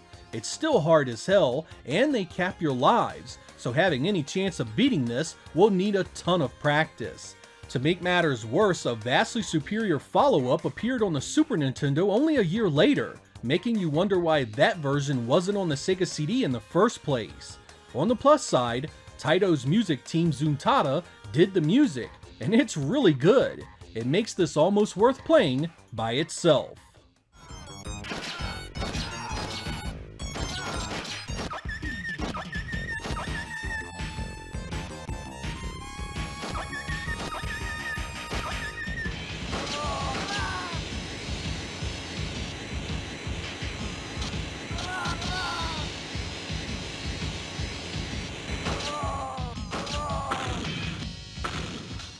The Sega CD received a number of full-motion video arcade ports from Laserdisc games, but I just want to cover one of them, basically because what I say here applies to almost all of them. Of this batch, Road Avenger was my favorite by a country mile. Beside the arcade, you will notice some pretty profound differences in visual quality. The arcade had a larger window of video, had more color, and far less compression artifacts. The video was quite a bit smoother as well. The other big difference between these two releases was the opening theme song, which was infinitely better on the Sega CD. I really dug the revenge story here, as you track down and eliminate the gang that killed your bride. All of these full-motion video arcade ports played the same, usually a button or direction being prompted on the screen for you to press. Time them right and you go on to the next scene. Get it wrong and you'll play it all over again. While full-motion video had been cool to see on a video game system at the time, these titles were little more than interactive movies with very limited replay value. They tried to make them harder to compensate, but that just turned away your average gamer, endearing the Sega CD to few in the long term.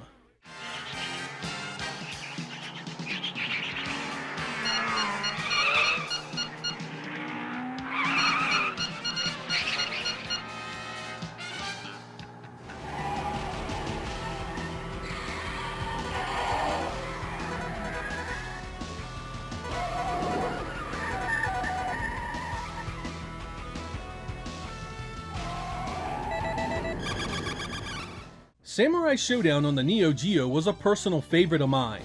I loved its presentation, and the gameplay was so different from Street Fighter, it was able to stand firmly on its own. Unlike a great many ports to the Sega CD, the team that did the Genesis version of this was not the ones that brought out the CD release. In fact, it even had different publishers. The duo that brought us the Sega CD edition was Funcom and JVC, and I don't care what anyone has to say on the subject, it's by far the best of the 16-bit ports of the time. While not perfect, it retains the feel of the Neo Geo original in some pretty important ways. It's got the best visuals, the full intro, the original music on CD, and the gameplay feels fairly accurate considering the trade-off in power. Of course, all that does come with some pretty vicious concessions. You still lose Earthquake, it's missing voice samples, the referee is gone, and there are some nasty load times. Even with all that, I still love this version and consider it the best fighting game on the platform. The graphics really hold up quite well with bright colors and nice sized sprites. Of course, purists will never see anything more than a stripped down shadow of the arcade original. That isn't necessarily wrong, but at the time, Neo Geo ports were never 100% accurate, and this was better than the Genesis and Super Nintendo efforts in pretty much every way.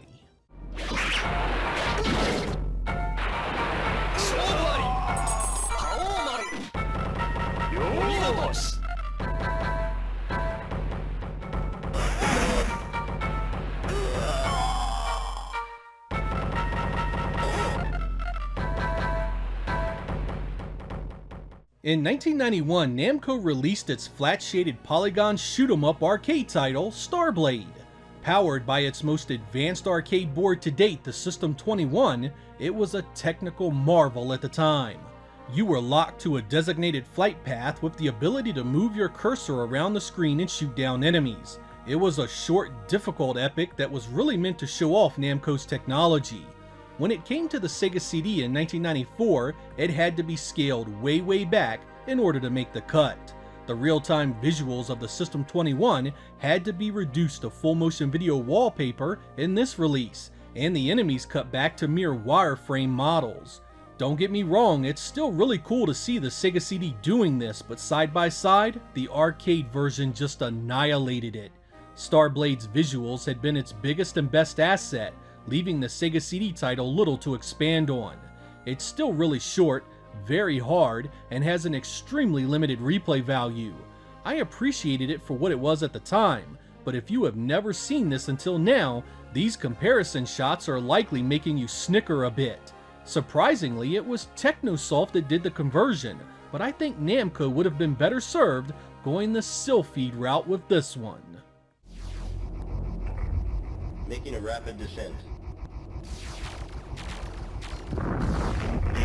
Shields low. Danger. Shields low. Making a rapid descent.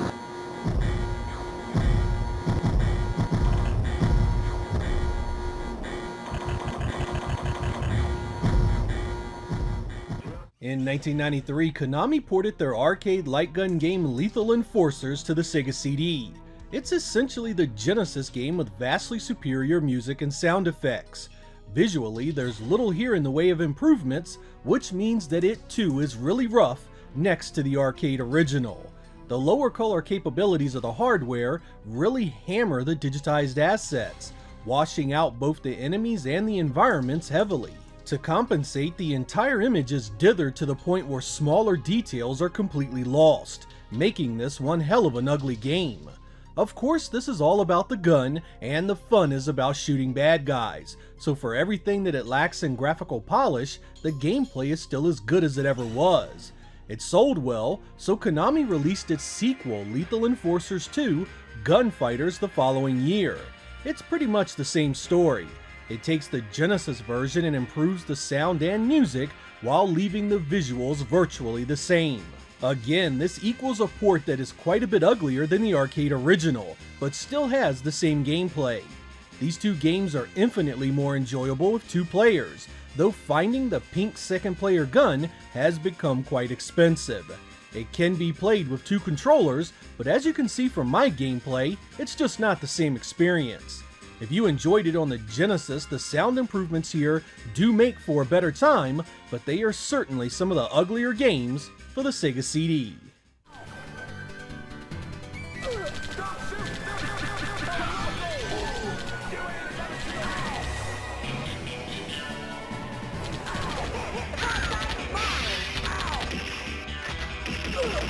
Take that, Armin! 1993 also brought us support of the Taito arcade classic Night Striker.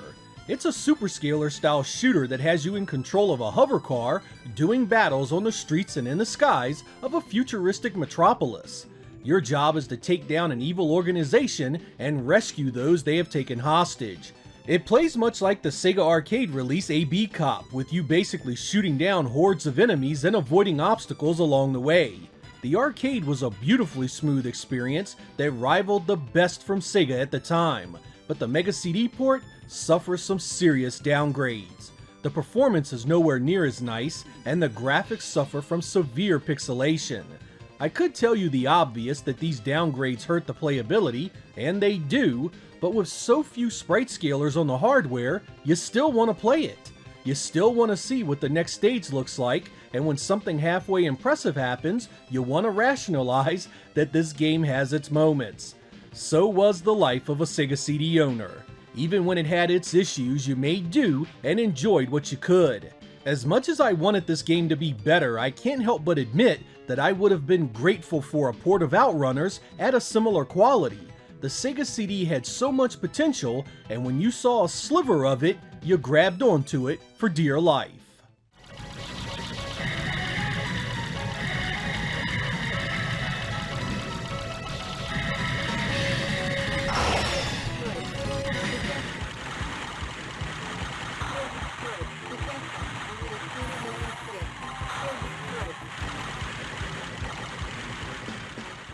The Sega CD had a few different pack-in games during its run, one of them the 5-in-1 compilation called Sega Classics Arcade Collection. On this disc was Streets of Rage and Revenge of Shinobi, but it also included arcade ports of Golden Axe, Columns, and Super Monaco GP. Unfortunately, what we have here are Genesis games with CD soundtracks and some redone sound effects.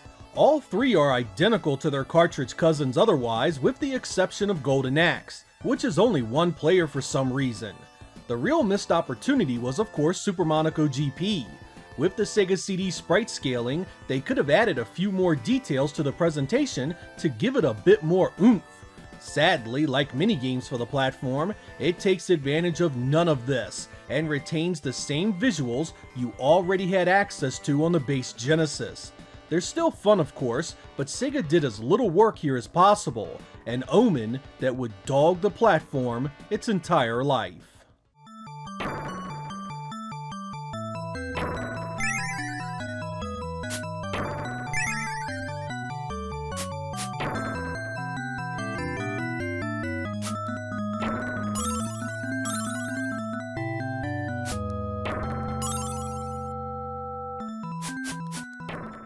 The last game on this list is also a Neo Geo port. Released in December of 1993 by Sammy, Sengoku for the Sega CD is one many of you may not know about. As a Japanese exclusive, it's mostly been lost amongst the other games in this lineup. You see the typical cutbacks here as you do with pretty much any Neo Geo port of the time. Less color, less on-screen detail, smaller sprites, and less impressive audio. Most of the power-ups, bosses, and stage transitions made the cut, but we did lose the two-player mode in the process. If you are wondering what this one is about, it's a side-scrolling beat-em-up about a Japanese warlord returning from the dead to conquer the world. His warriors can only be stopped by Ninja Dave and Cowboy Kev, descendants of the original samurai that stopped the warlord's previous efforts. You have the ability to transform yourself into a samurai warrior, a wolf, and a ninja, each with different abilities as well as power-ups for your main sword attacks. It's a simple game, but I enjoyed it, and while the Sega CD port is cut down quite a bit visually, it gets most of the gameplay right. It's definitely a worthwhile curiosity if you dabble in the Mega CD's Japanese library.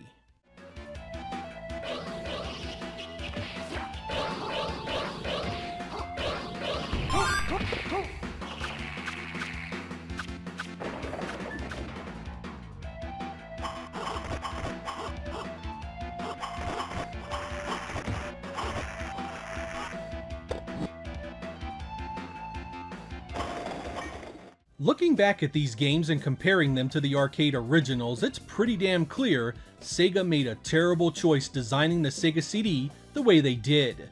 They wasted a ton of time and effort on the sprite scaling ability that was hardly ever used, instead of increasing the color capabilities that every single game could have benefited from. Every title in this episode could have used a bump in color to make it more visually pleasing, particularly the digitized assets of Mortal Kombat. It's still a sore spot with me all these years later. Why include sprite scaling and never hardly use it? The Sega CD was originally meant to be an affordable edition that cost around $150, making it a mass market device within striking distance of every Genesis owner. Instead, the extra chips bloated the price to more than double its previous estimates, basically pushing it out of range of all but the most dedicated among us. While I adored my Sega CD for what it was, I really do think Sega made a tremendous mistake in its design and pricing.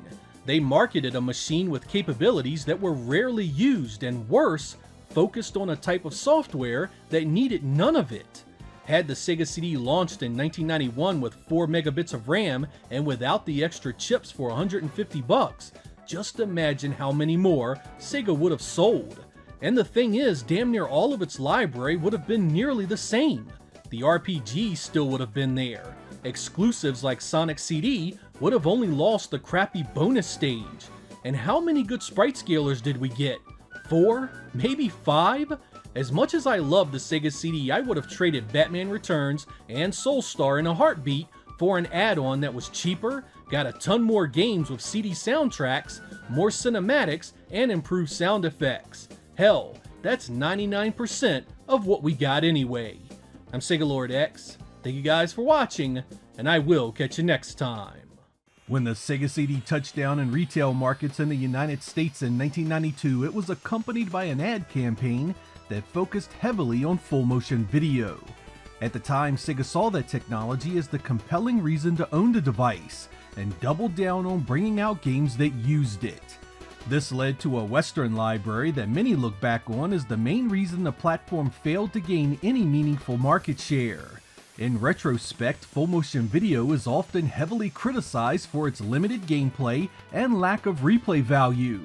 But if I'm being completely honest here, there was certainly an air of excitement surrounding the technology because it was so different. The only other time many of us had ever seen full motion video in a video game was at the arcades, so I admit I was a bit taken with the idea myself. That really got me to thinking about whether or not the Sega CD had any full motion video games that were actually worth playing today. It was tough to go back and replay so many games that used full motion video as the main gameplay point, but it's left us with a list that I feel sums up the best the genre had to offer on Sega's CD-based add-on. Not all of this was absolute trash, and I have 10 I think you should take a look at. Hope you guys enjoy my top 10 Sega CD full motion video games.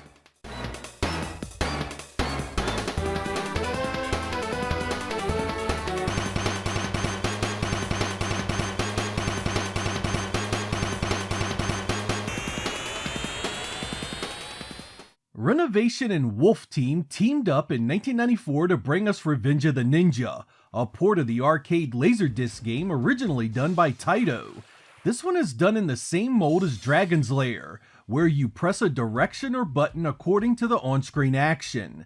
The story has the young ninja Hayate trying to save a princess from the dreaded Castle Evil.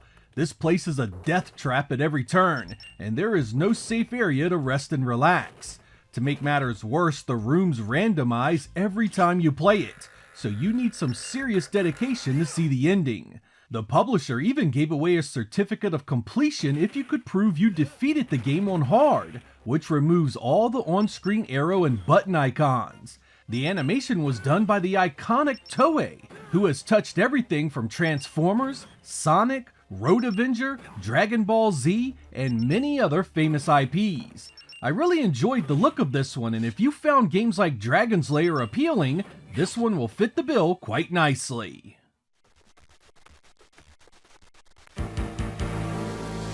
What?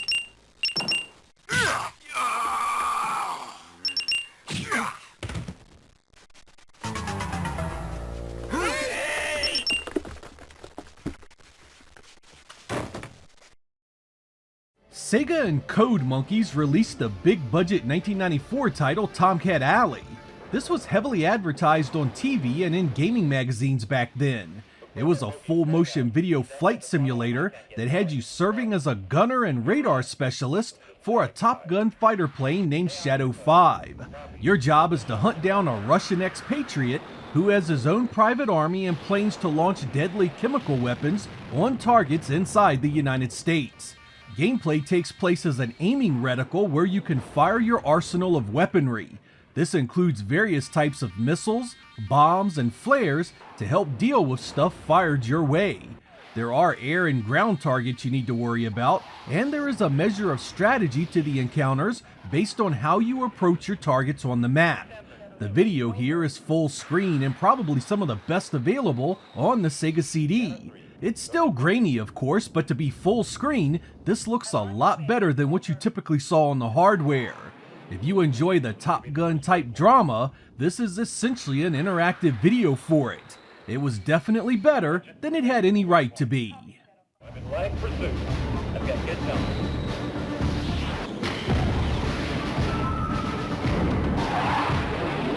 Come on, come on. I've lost tally. Do you see him? He's gonna fire. Inbound missile, quickly.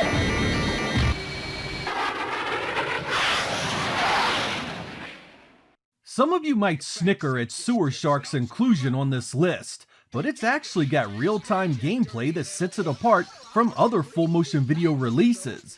The story starts out where you are a new pilot in the future where mankind has been forced underground.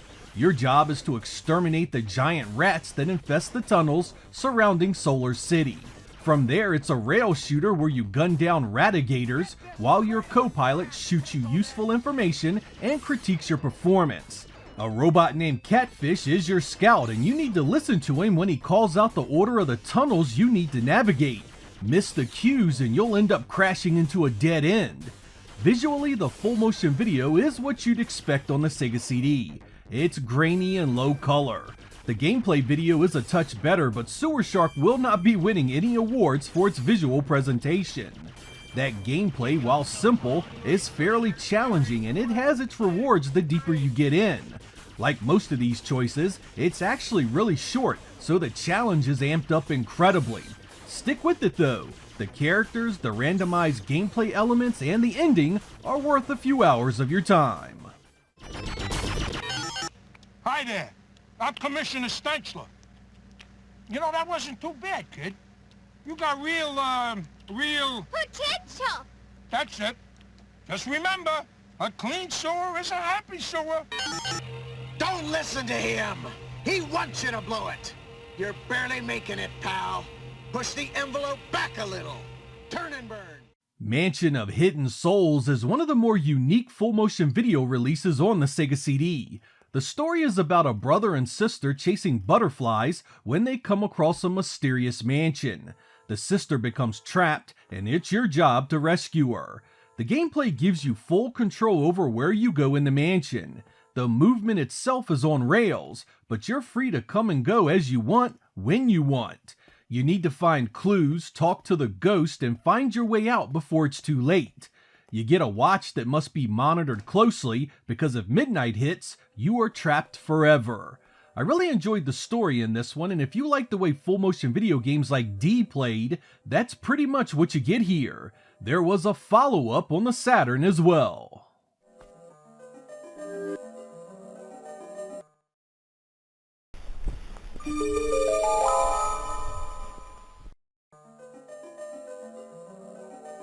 You found it? How can this be? Well, I refuse to show you which door it opens. The Masked Rider is based on the movie Kamen Rider Zo, which came out the year before. Essentially, you interact with the movie fight scenes, pressing the correct button as it pops up on the screen. In that regard, there's nothing special about this game at all. What makes it special and why I recommend you play it is because of the production values that absolutely annihilate most full-motion video releases. Turning into a half-human, half-grasshopper superhero, riding your super cycle, and battling monsters with martial arts moves is all sorts of awesome. I was shocked that Sega brought this Wolf Team developed release to the United States in the first place. It wasn't your typical move by Sega, and I was glad they did it. The video quality is grainy, but otherwise very good. You can always tell what's going on, and the color is really impressive. Play it for the experience and then go watch the movie. It's a great gateway title.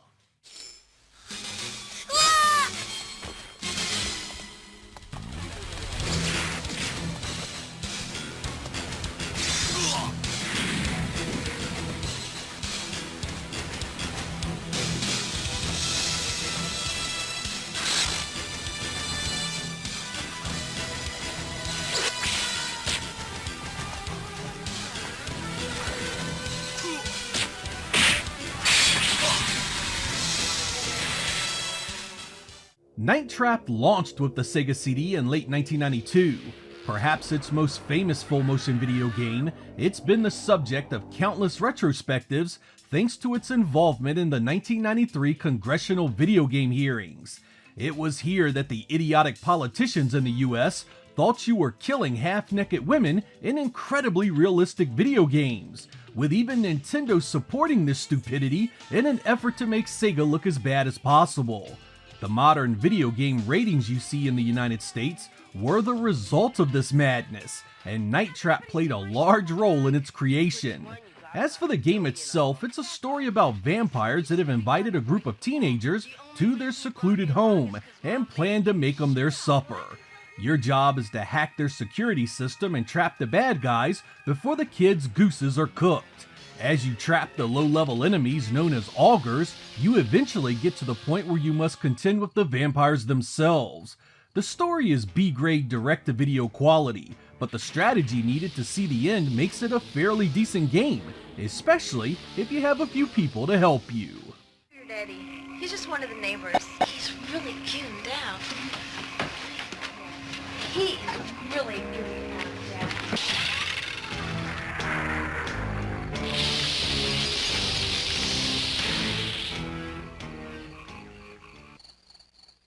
Ground Zero Texas is very similar to Night Trap. You control cameras around town that are outfitted with lasers, trying to stop an alien invasion. The problem is all the aliens look like normal people, so you have to do a bit of deductive reasoning to figure out what's going on. Most of your gameplay here is controlling the cameras and using your laser to shoot the bad guys. The video is decent by Sega CD standards, and the acting is a notch above that. I was always drawn to this game because it's a bit like a cross between an old West flick and a sci-fi movie, two of my favorite genres. The guy that created this directed films like Halloween 4 and Marked for Death. I'm not sure how much that helped this one, but it's a fun trip nonetheless. If you enjoyed the core gameplay of Night Trap, this one adds aliens and laser guns. How could it possibly be bad?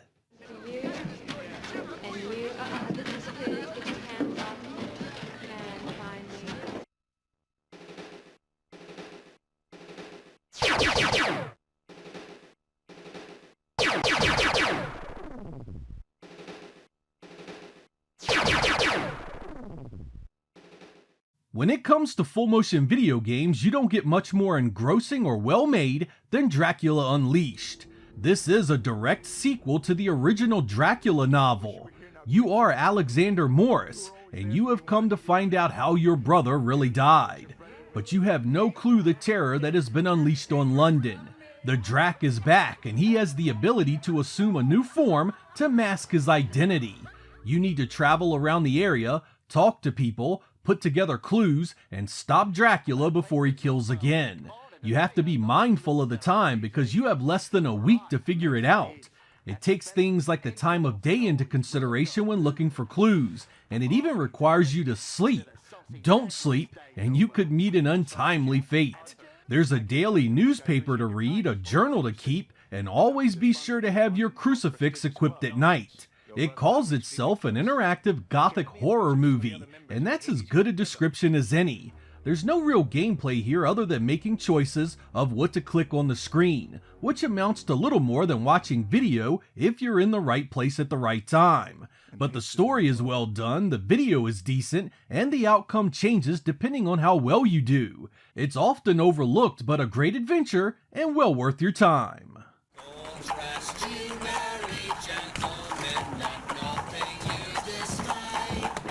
How bad is it, Professor? She is bit by the vampire, but not so bad as to die yet.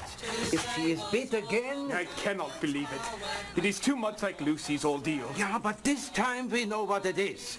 Come, you and I return to the asylum. We'll let Alexander go rest. Yeah.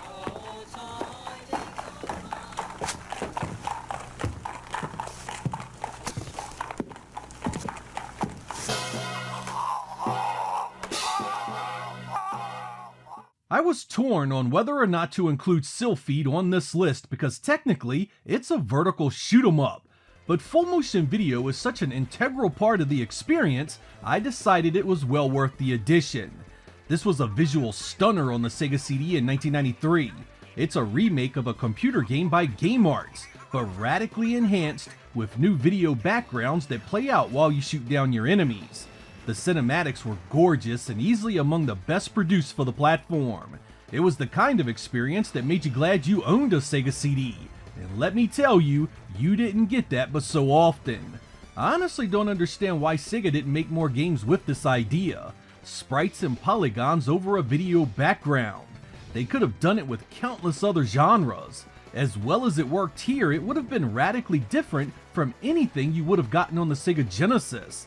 This is a jewel in the crown of the Sega CD, and a taste of what was possible. The leader of the terrorists solemnly introduced himself as Zacarte. The survivors of the Galaxy Union and the Colony Planet's fleet assembled all their forces to strike at Zacarte. 64 light years lay across their way to the solar system.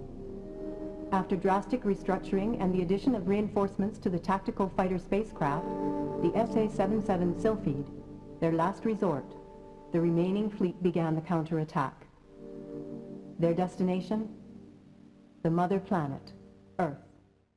The best full motion video game on the Sega CD and my choice for the #1 spot is Road Avenger.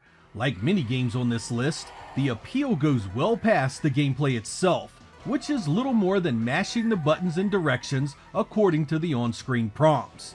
The real draw to this one is the cinematic presentation, the soundtrack, and the incredibly appealing Road Warrior-inspired revenge story. Take your souped-up sports car and run down the gang that killed your wife. That's the whole game right there, and it's a thrilling ride start to finish. The art and animation is great, even though it does have the typical graininess you expect from Sega CD video. It's based on an old Data East Laserdisc arcade game, which Wolf Team ported shortly after the Sega CD launched in North America. It's been released on a number of platforms since, often with better video quality, but without the Sega CD's opening theme song, which really impacts the appeal for me. This is the best version of this game, and if you want a full motion video experience that captures the best of the genre during the 16-bit generation, this right here is your Huckleberry.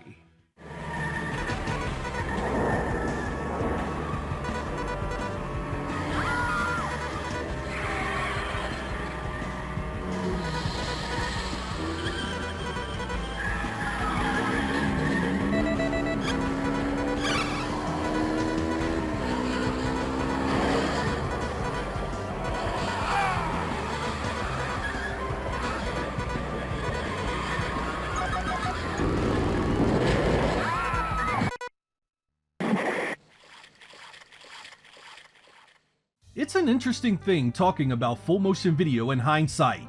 With today's sensibilities and the passage of time, it's really easy to crap all over the genre as a complete waste of time and effort. No kidding there, I do it all the time because this antiquated game type has long since passed its appeal to me. But taking you back to 1992 when the Sega CD launched, these games look so different from the type of stuff you normally played. It wasn't just the appeal of live-action video, but also the incredible draw of hand-drawn animation. Very quickly, games were looking like cartoons, and that change was a major departure for a great many of us. With time and experience, it became pretty clear that full-motion video was mostly a one-trick pony. The majority of titles didn't offer much beyond interactive cinematics, and even when it was good, it still didn't offer the depth of traditional gaming. To be more blunt, there wasn't much to do in these games unless they were blended with other genres. That's why a game like Sylphid stood out on the platform.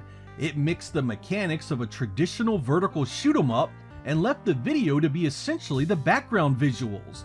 This was also the case with Dracula Unleashed, which combined a point-and-click mystery with the full-motion video. And I think that is the direction game developers should have gone. Instead of making games that revolved around QuickTime events during the full-motion video, they should have developed traditional platformers, run-and-guns, beat-em-ups, shooters, and RPGs with the video simply as backgrounds or the surrounding environment. This would have given traditional gameplay an entirely new look that made these titles stick out as something you could only get on a CD-based machine. Since the Sega CD lacked any upgrade in the color department, this was essentially the only standout feature it had to separate its library. Sega may have built sprite scaling and rotation into its guts, but it was never prepared to actually support the feature in any meaningful way. You can chalk that up to the technology not being done well, or you can just call it Sega making bad decisions. The end result is still the same. If Sega's main focus was going to be full motion video, the Sega CD needed a larger color palette and a video system that used a similar combination setup as the 32X. The design that hit the retail market was ill-prepared to do anything particularly well, and that played havoc on the library. It was a $300 device with an identity crisis, a trademark of Sega's often rushed and patchwork decision-making. I'm Sega Lord X. Thank you guys for watching, and I will catch you next time.